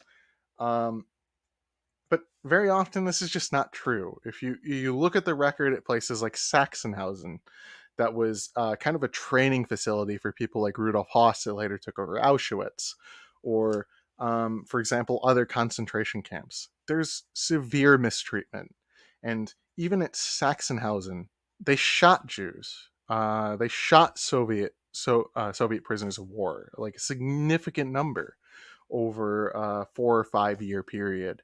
Um, they beat prisoners regularly. They were regularly underfed, and while, for example, say some of these things can potentially be exaggerated through the reminiscences told by people as they get older. Mind you, my grandmother was born in the 1930s, but she told me she survived the Dust Bowl when it happened 5 years before she was born, right? um, Late 1930s. So there's like these types of things where it's like sometimes reminiscences as they get older can become a bit more exaggerated or for confabulated, etc. There may be some room for doubt, but the actual documentary record, the actual sample size of stories and etc., they all tell effectively the same story, that these were not nice places to be and are worse in some ways than some of the stories that we hear coming from North Korean prisons. um, it's very clear that the people who would argue against this depiction are only trying to whitewash whatever happened here. yeah. Yep. How would you respond to the claim that all Nazi death camps were actually behind Soviet lines and that their deadly reputation is nothing more than a product of Soviet propaganda and lies? Well, the problem with that is our source basis is German, right? And that's actually kind of a problem in and of itself, where a lot of, for example, the alleged Soviet origins of all these death camps, right? Um, a lot of the things that we know about these camps, we don't know about from the Soviets. A lot of it comes from post-war Western German trials, and it is true the Soviets did, for example, politicize some of the stories and propagandize about places like Majdanek, Auschwitz, Belzec, Sobibor, Treblinka, in some ways that the West did, for example, with places like Dachau. But the overall general picture is still the same regardless of that fact. The Soviet archives have been open for, I want to say 34 years now. They opened up even before the 1990s, but I mean, if you go with that as the benchmark, they've been open to states, for example, that are not entirely amicable to Holocaust memory. Because a lot of these states, for example, had perpetrators.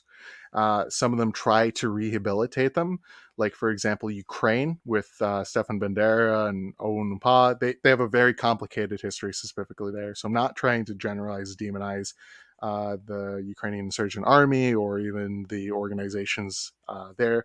But the key thing is that these people were involved with organizing things like pogroms. But like the Polish government, all these states are now there, right? People like Irving for years had capacity to go to these archives and look into them. And it's also true of Matonio and other people. While Irving was banned from the archives later on, this had more to do with his own actions. But people like Carlo Matonio have gone into these camps and studied there. If there was some fundamental difference in the record, it would change, but it just hasn't. And that's because our understanding of these camps is based on not only, for example, the German archives, but Italian archives, or, for example, the Americans' post war investigations, German societies reckoning specifically with the Holocaust, where they had post war trials specifically dealing with both documentary materials that existed in West Germany. Um, but also later ones that, for example, came out with East Germany and its reunification.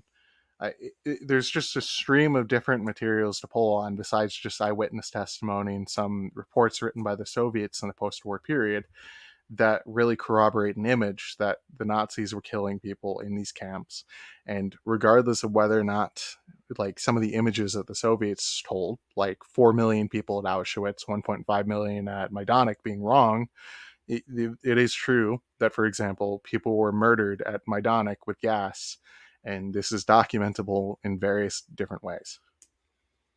How would you respond to the related claim that all pictures of liberated concentration camps from the Soviets were taken after the fact instead of during the actual liberation, implying that these were all staged propaganda efforts? I think I know where this comes from, and I think it has to do with a story told by Anne Frank's cousin or some family member of hers, right? Who was talking about the liberation of Auschwitz. And the thing is, when Auschwitz was initially liberated, right? Um, they were not able to film everywhere, and the filming actually took place over a couple months. So while some of these things are true, parts of, for example, the liberation of Auschwitz was reenacted effectively by bringing back some people. It doesn't really matter. The overall picture, for example, from all the footage of all these camps, like, I don't think people were convinced that Jews were killed at Auschwitz, right? Because of some of the films at Auschwitz, right? From the Soviets after the war. It's just kind of like more the Soviets trying to depict things. They were not attempting to be dishonest when they did so. We knew this from the Soviets themselves. For example, if you go on Nova on YouTube, there's a video about the liberation of Auschwitz where they interview one of the guys who was involved with the filming of the liberation of the camp, and he's very clear, like, we had to re-film some of these things because the equipment we brought with us was not proper for, say, filming indoors, or for filming some of the materials that we found, and so on. And as a side comment there, it's You know, if this was Mhm. really like a grand conspiracy, right, to convince people this happened just with pictures, well, to your point, right? Why would they later just go out and volunteer the fact that, oh yeah, by the way, we had to reenact some of these because we didn't have the right equipment. Like if they were trying to fake it and like, oh, we're gonna dupe everybody. Why would you then go out and be like, oh, by the way, guys, we had to reenact some of these? Like that doesn't even make sense, right? Yeah, and, Um, like, on top of that, also, it's just something that happens, like, I mean, they wanna make some big grand conspiracy out of filming stuff. I mean, we have a lot of Allied liberation footage, right? I mean, you guys admit all of that, for example, for the most part, if you're reasonable. Like when I talk with deniers, they say, yeah, all those conditions existed at places like Belsen, right? And it's like, okay, well, that's true. But then they blame it on something else, like the Allies who are bombing railroad networks. They're at fault for why the Germans are not feeding people, despite the fact they have been feeding all their pudgy guards. yeah, If you ever look at like liberation footage from those camps, it's very clear. All the SS guards are well fed. They're generally a little bit overweight, and then all their prisoners are extremely skinny.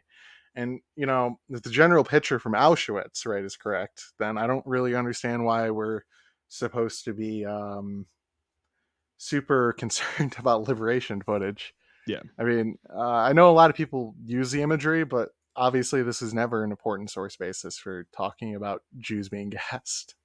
Yeah, and sometimes they'll treat some of these things like wherever they think that they have found a chink in the armor, it will somehow the framing almost becomes like, to your point, right? Like as though Conspiratorial. the only evidence that we had were the pictures, right, and the recordings, and Yeah. it's like this is so silly,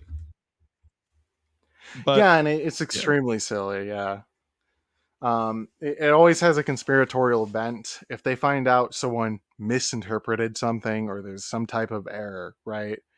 Every time something like that happens, it's always with, for example, some type of anti-white, allegedly conspiratorial, targeted, um, part of some campaign to uh, manipulate the evidence, right?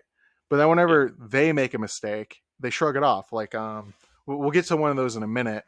But like, it's always just something like they shrug off and then they just go to the next point. It's a revolving door, and often like I'd had conversations with people where it'd be like, you know, oh, what about the footage being faked? And then we explain that or whatever. We talk about whatever we just talked about here, right? And then it'll be some random other thing. So it'll be the gas chambers at Auschwitz were actually air raid shelters. Oh, yeah, you're right. They're actually disinfestation chambers. And then when you prove that, they go, they're actually morgues. yeah. Yeah, It's a revolving anything door. but gas Yeah. chambers, right? Like it's Anything almost like but a gas chambers, priori. exactly. Yeah, it's like a priori that has been just removed as a possibility. you know? Yeah, and it And just so yeah. that's the only thing that functions in their brain. Yeah.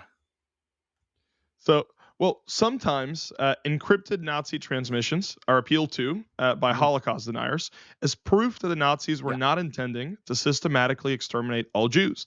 The claim goes something like this: quote, the Nazis were not aware during the war that their encrypted transmissions had been cracked, and yet they never spoke about exterminating the Jews.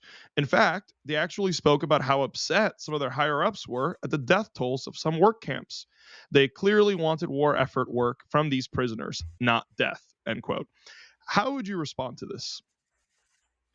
I mean, it's important to remember while the Nazis were killing people, right? They had different policies. One phrase, for example, that doesn't show up a lot in the documentary record, but it's there. It's work through extermination. Like this was a big part of the Irving trial, um, where yeah, obviously you don't want a high death rate among your working base, right? Jews are not. Even though sometimes, say, the ideological aspects of killing all the Jews sometimes took precedent, for example, over the economic gains, even into the 1944 period of the war.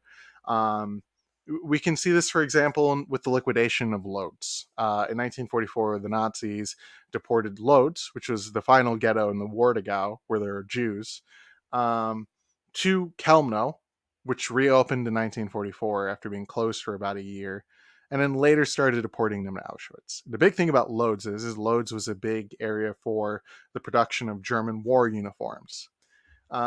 It's so there's obviously some truth to this. There are areas in which the Enigma codes that were tapped, right, uh, do contain reference to, say, potentially reducing death tolls in specific camps. The other aspect of it also to keep in mind is the Enigma code, the actual breaking of it was imperfect.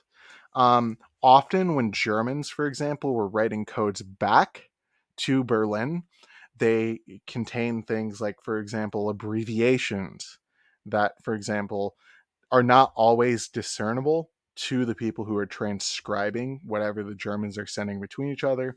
They're often written in shorthand. So a lot of, for example, Einsatzgruppen reports were contained inside, for example, these mass shootings, right? So the British had a pretty good idea that the mass shootings were going on, but sometimes they couldn't really understand what was being sent. And while we can contextualize them better now, they're not always easy to understand. A good example of this is there's this telegram called the Hoffel telegram that was sent from the Germans about Action Reinhard, and it has tallies for Belzec, Sobibor, Treblinka, and Majdanek, right? But it's marked Lublin. But it's written in shorthand, right? There is reference to Eichmann being the recipient. It says people transited through here, and etc., and it gives the totals, but everything's abbreviated. So Belzic's just B, Treblinka's just T, Majdanik's L because it's located in Lublin. And that's true of a lot of these reports transmitted through the Enigma process, that not everything clearly makes sense. So maybe somewhere, although, for example, we don't have one on a reference to gas chambers, right? Maybe there is some reference lost in the Enigma codes where just because of an abbreviation or something, we just don't understand as a reference to extermination, right? Um, like we do have, for example, the fact that the Hoffel telegram that is talked about, it was only really discovered in the 1990s, less than 30 years ago. Um, there is obviously more need to comb these materials, but we should also understand the limitations of them. Sure. And there's also, as you mentioned in your presentation, there's plenty of communication by way of speeches Correct. or at least or face-to-face communication that we hear about, right? And diary entries written after the fact, where they do actually discuss these sorts of things, right? And they talk about these. Yeah, and yeah. So diary entries like Hans Frank's diary, which is on screen right now. This is something he submitted to Nuremberg in hopes to, for example, alleviate his responsibility. He thought his public facing statement was, this shows, I was just following orders, I have alleviated responsibility. Yeah, a lot of bad things happens, but I didn't entirely want all these things, right? That was his public facing perspective. But I think if you kind of boil it down and translate it properly, submitting his diary to the Nuremberg prosecution was his attempt by saying, he wanted to be like the drug bust witness, right? Who cooperated. He wanted to be the person who, by cooperating, he might alleviate his sentence. And there, mind you, that's not the only material that has come out. Like, for example, we have the entire diary available on the United States Holocaust Memorial Museum's website of Alfred Rosenberg's diary. And I used part of it in our description earlier. I used the English translation that they published, just because it's easier than going through all the pages to locate it. But it's available for public. You can just download it at request. So you covered this question during your presentation, but it might be worth just Okay. addressing briefly again. How would you respond to the claim that the crematoriums and smokestacks at concentration camps like Auschwitz were either entirely built after the fact or were simply doctored air raid shelters, which were changed to be used as theatrical props? And obviously, so the air shelter bit is often argued from the purported existence of trapdoors and some gas chambers and crematoriums and other things like that. Mhm.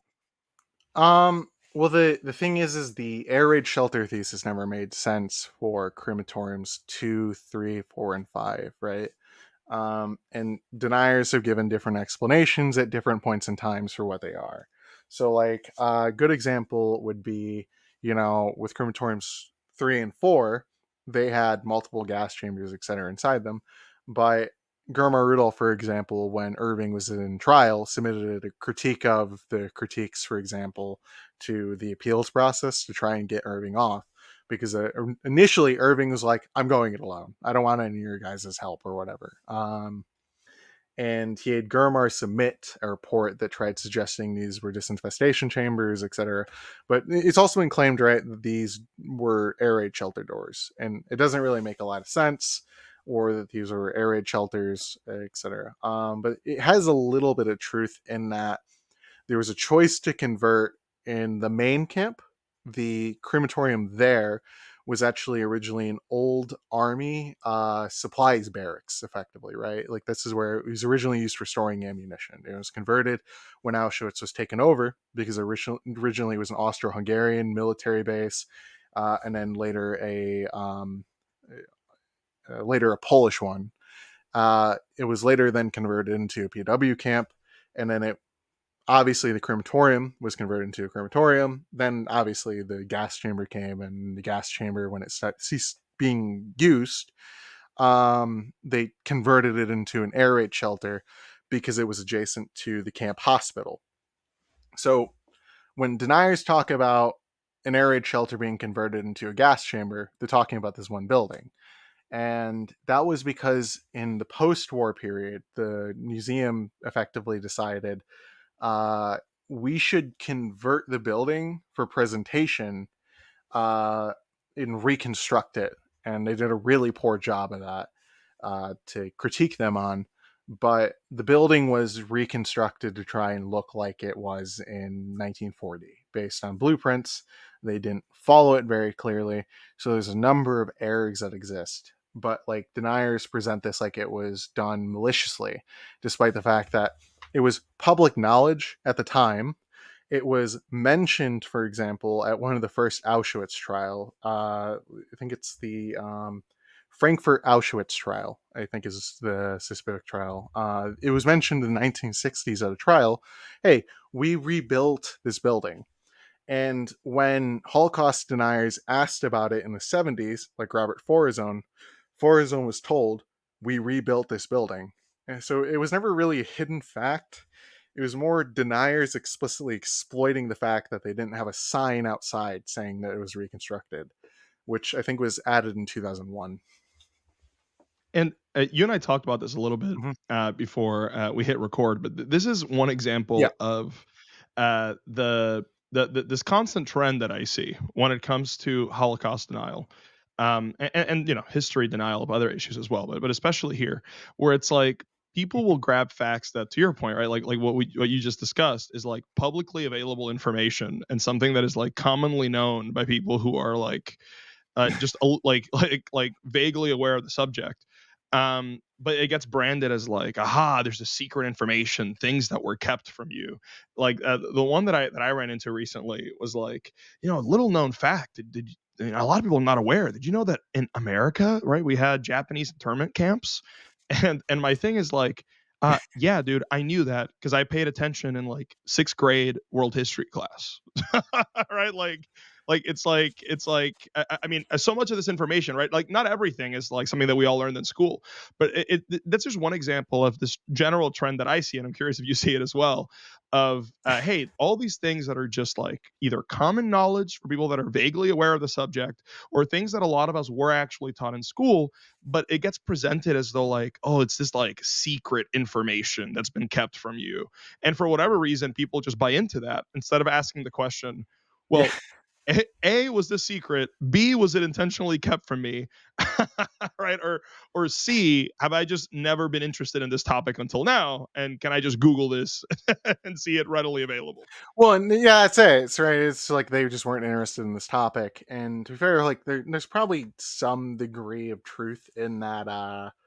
Probably not all school curriculums are the same. I mean, like Yeah. obviously, I told you in my school curriculum, we learned about the Japanese internment camps right next to the Jewish Holocaust inside of middle school, like, Yeah. or sorry, high school, not middle school. And the thing is, like, in New York, right, they teach the Irish potato famine next to the Holocaust. It's an odd choice because one's genocide and the other one's more just kind of like a tragedy that people experienced, that there was a lot of government mismanagement in a similar way to, like, say, with Hurricane Katrina in the United States.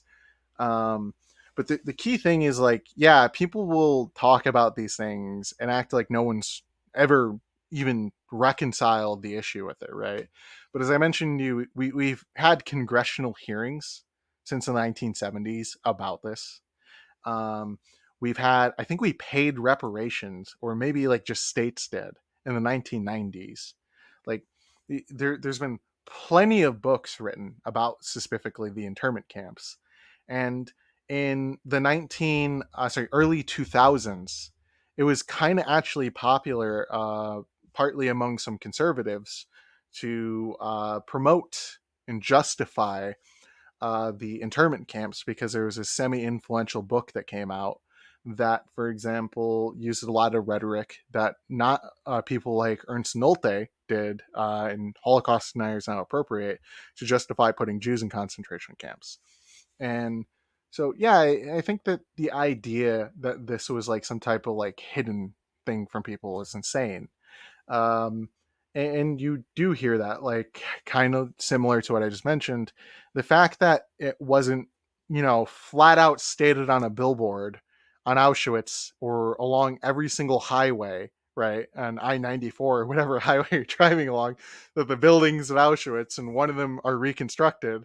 um, Apparently that's like supposed to be like, they're trying to hide something from us, but it happens every time. It's people, for example, don't pay attention, or they don't understand that just because something is not immediately readily accessible, like, which would have been the excuse for the crematorium back in the 1990s 80s, is now supposed to be, evidence that none of this happened.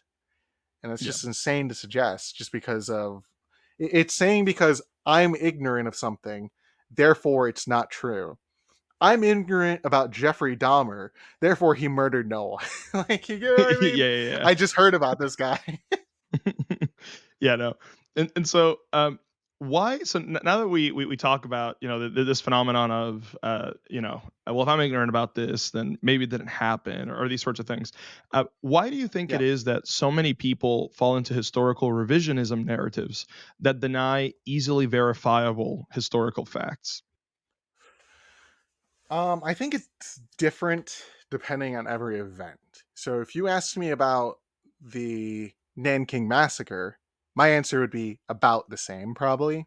But obviously, there's a different prominence between Nanking massacre denial, which is generally done by eh, Japanese files. I was going to say Sinophiles, but that's Chinese. But people who are really enamored with a country, right? Or, for example, nationals, specifically people who are nationalists of a country, right? But there's a type of like universality to Holocaust denial that just really doesn't seem to directly translate to, like, saying like the Armenian genocide, where sure, there's some professors who deny it, and there's some diaspora who deny it. But I mean, if you ask your average congressman nowadays, or if you ask your average American, European, etc., they're not going to talk about it as some relocation. Everyone understands that if you send 1 million people out into the middle of the Mesopotamian desert with no food or supplies, they're all going to die. And then you massacre them in summer and kill 200,000, it's genocide. Um, but if we look at Holocaust denial, I think that like the difference between a lot of the motivations is largely that it doesn't have some national orientation to it, and that might partly relate to the fact that the Holocaust itself was a pan-European project. While it was German initiated, it might have been, say, on a smaller scale if some other state potentially did something similar. But the key thing is that Germany played the big focus on actually driving Europe towards an annihilatory policy. But places like Vichy France, which is in some ways seen as a successor by some of the far right in France, as a successor to the current state of France, or places like Hungary or Ukraine, the Baltic states, etc., they don't really have like a clean slate history with this topic, right? Where there were a lot of local collaborators or even specifically representative involvement, like in Vichy France. The government there was more radical than, for example, the Germans when it came to deporting Jews, specifically of foreign nationality who lived there. But they were less hesitant to deport their own Jews, and that eventually is what led to a fracture in them engaging in the deportation of Jews to Auschwitz. Um, that's kind of like the thing is a lot of states soiled their hands, and a lot of people, for example, soiled their hands with this event. And so maybe because of that transnational aspect of the Holocaust, that's why there's more Americans kind of leading the charge and denying it. Because the IHR, the Committee for Open Debate on the Holocaust, etc., all these organizations are largely American. Like the United States had no role in the Holocaust. It's some event that happened uh, all the way across on the other side of the Atlantic Ocean. And sure, we did take in a lot of Jews post-war, also too, which is something that people kind of forget. But I think it's kind of that Jewish aspect that's really the important aspect. The salience of it comes from that people will have some prejudice, right? Or someone who's ignorant, right, might originally not have that type of like attitude towards Jewish people, but when you become inversed in a community, right, all of which, for example, is directed towards this one event, and a lot of them are prejudiced, people kind of warm into that, and they themselves might start gaining some prejudice towards Jews. And I think that that is kind of what explains it. People might have questions in the start, but the longer that they stick with this one event that's not actually that salient or super important to like modern age identities, um, they're going to pick up anti-Semitic tracks because it's all conspiratorial thinking. What are some practical ways that we can Mm-hmm. avoid falling for false historical narratives, especially those that we maybe encounter online? And this is like maybe a narrative that we don't have a lot of knowledge on, right? What are some ways that we can avoid falling for these false narratives? Well, I would always say the best way is for transparency with sources. The big thing is, I think, historiography, especially in the modern age, has done a really poor job with communicating with normal people about new developments, how to research, and stuff like this. Um, Obviously, things are getting worse nowadays. I don't know if you entirely agree, but we're kind of like getting past a truth age where people could disagree on something, but everyone would generally agree on whatever the facts are and what happened. Like, everything's so polarized in the modern age. People now talk about the 20th century as the post-truth era, and that is probably what's going to be what we're stuck in the future. Um, and in some ways, like, if you feel, for example, a need to try and reconcile with an event, just pick up a book on the topic, read the historiography, and you'll find answers to 99% of all the things that matter. The three core tenets of denial are answered in every historical work on the Holocaust. Were there gas chambers? Yeah, they all do contain some semblance of evidence that points towards gas chambers existing. Was there a central order for Hitler? Yeah, they do contain that. There's plenty of speeches.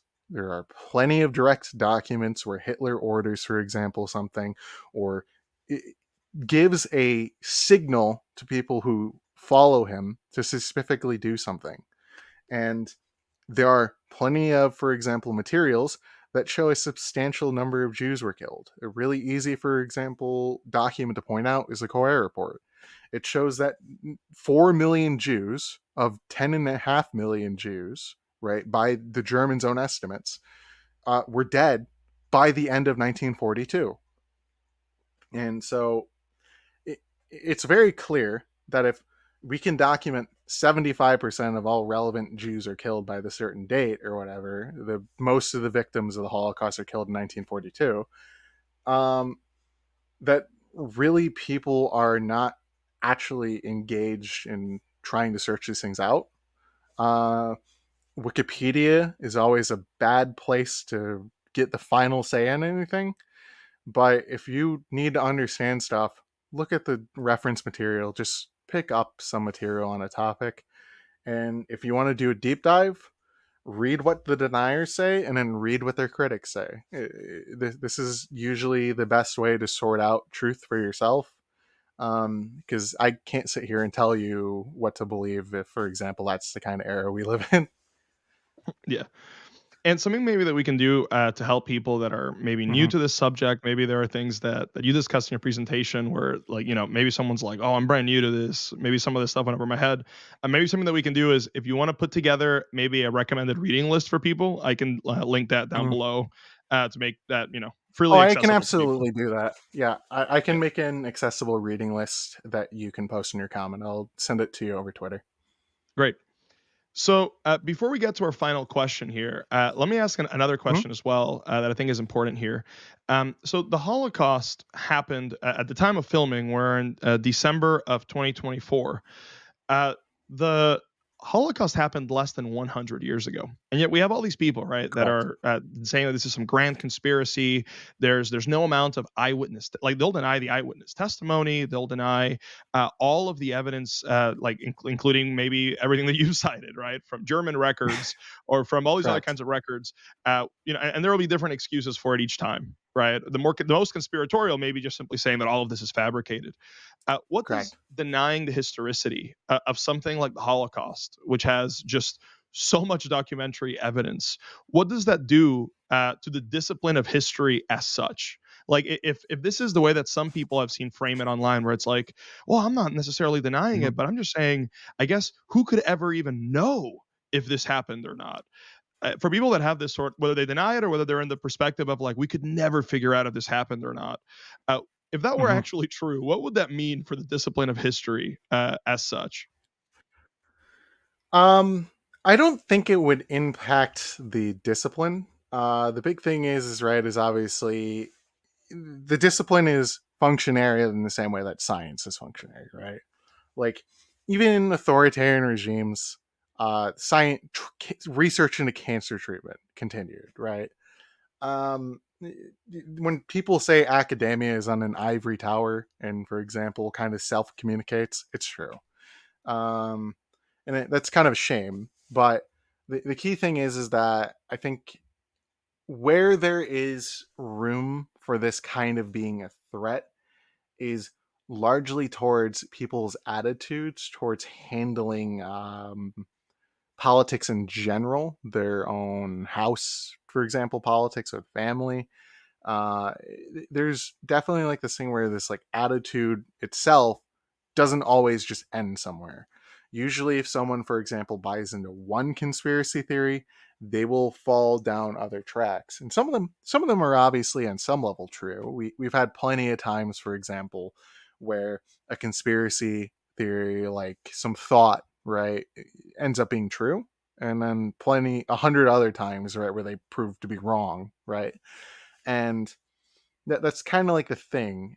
Conspiracy theories are fun. You can go through them, etc. But the big thing is that whenever you're engaging with them, you should be careful and not really going out of track of actual like logic, right? If something could be proven at trial, right, in Tokyo, like what happened here, right? There's no reason to think that Tokyo is some Jewish slave state, right? Anti-Semitism exists in Japan.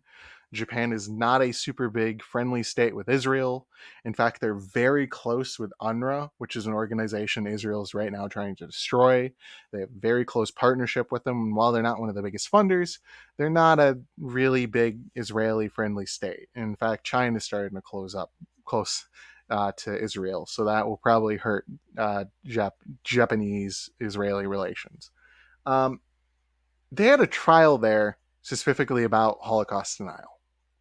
If the UK courts, if in Tokyo they have a trial about whether or not the Holocaust happened in some way, which is not the accurate framing of any of these trials specifically, but if all these courts look at the realm of evidence, right, and they say something really bad happened to Jews here, you could have some doubts about certain aspects, like Mengele potentially doing something wrong. Um, Maybe like sewing twins together. I think it happened because I know that there's material that supports it.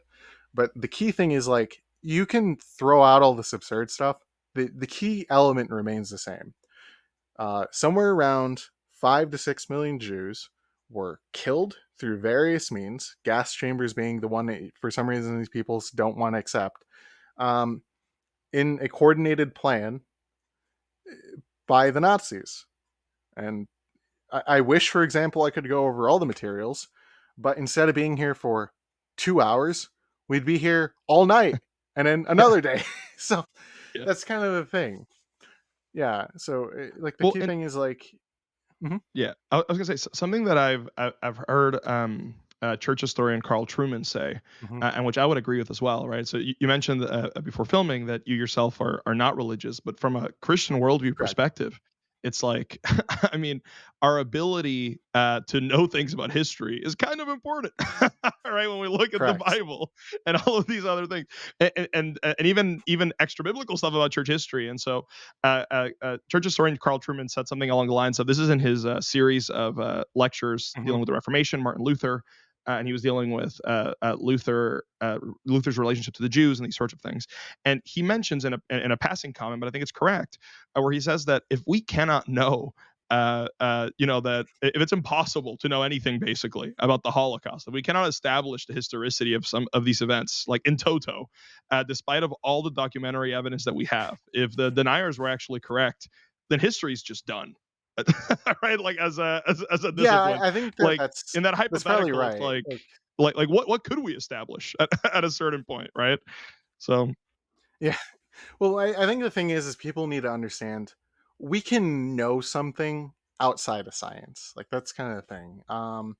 Now, whether or not that translates to certain areas, for example, people could debate about theology, et cetera, right? The big thing that's more important is that we can establish truth without being able to replicate it specifically. Or sorry, needing to replicate it is what I mean.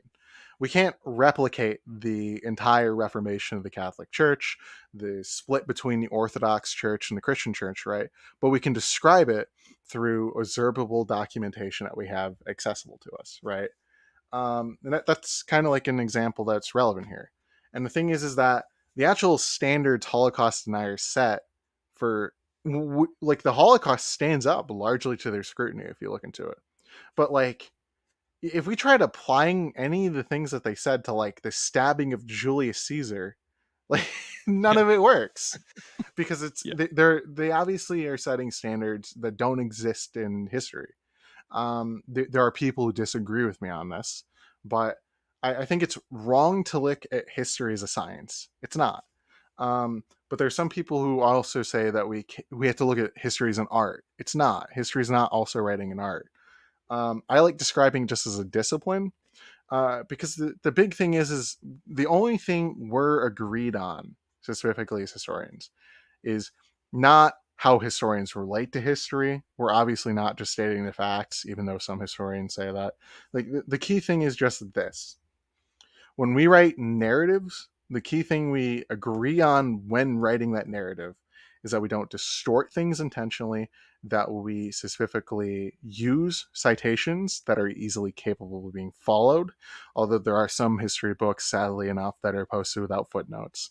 But that there's some replicatability inside historiography, that while new materials will be inserted into like the general understanding of things that happened and interpretations may differ, generally speaking, the actual described event itself is not something we deliberately falsify. And there are people who violate that principle in practice. But when you look at, for example, generally the treatment of people, they end up like Irving, or they end up like Ward Churchill. Um, these are people who have falsified materials, potentially plagiarized people, etc. Right? And the big thing is that they get thrown out of the discipline. Kind of like, for example, if someone lies about their scientific achievements, etc., when they're found out, they're excised. Sure, maybe their findings may be treated for a while as being salient, but the big thing is that it doesn't take 70 years to try and, for example, mask up an event as big as a Holocaust. Like, there's no way to hide it. There's censuses done by states, right? And a state has no reason to falsify their census specifically, unless like it's to cover up something like a mass death of like the Ukrainians, right? Like, but what happened with like the Holodomor is they just didn't publish the census. We eventually got access to it, but there's no way 190 states are all going to coordinate to hide a Jewish population of around 26 to 32 million people. Um, According to censuses now, it's around 16. It's just gotten back to where it was pre-Holocaust. So no one's going to do that. And deniers keep acting like the United States has been falsifying its own censuses to hide the amount of Jews. Okay. There's no evidence of it in the archives. You have no evidence of it. There's no whistleblower. The longer time goes on, the less tenable this becomes. So I think that's just kind of like basic logic at it, right? So um, if people Yeah. aren't willing to engage with that, it's sad. So, lastly, to as my Mm-hmm. final question here before we close out, why does this topic matter? Why spend so much time debunking revisionist claims on this particular subject? I do it not because I really think it matters per se, and that might be a weird answer. um, I think when we look at Holocaust denial online, it seems more pervasive than it actually is. There's a lot of polls that come out, for example, that can be worrying. Like, for example, there's a recent poll, right, that asked people, do you think the Holocaust is a myth? And it was like 1 in 5 to like 1 in 4 people said, yes, I do think that. It was like around 25%, 30% of people. Um, or sorry, yeah, 1 in 3 and 1 in 4. So, but it's a scary percentage to hear that, right?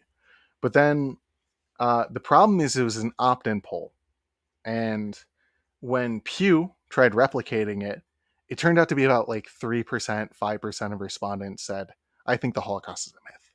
Right now, that is indicative of something.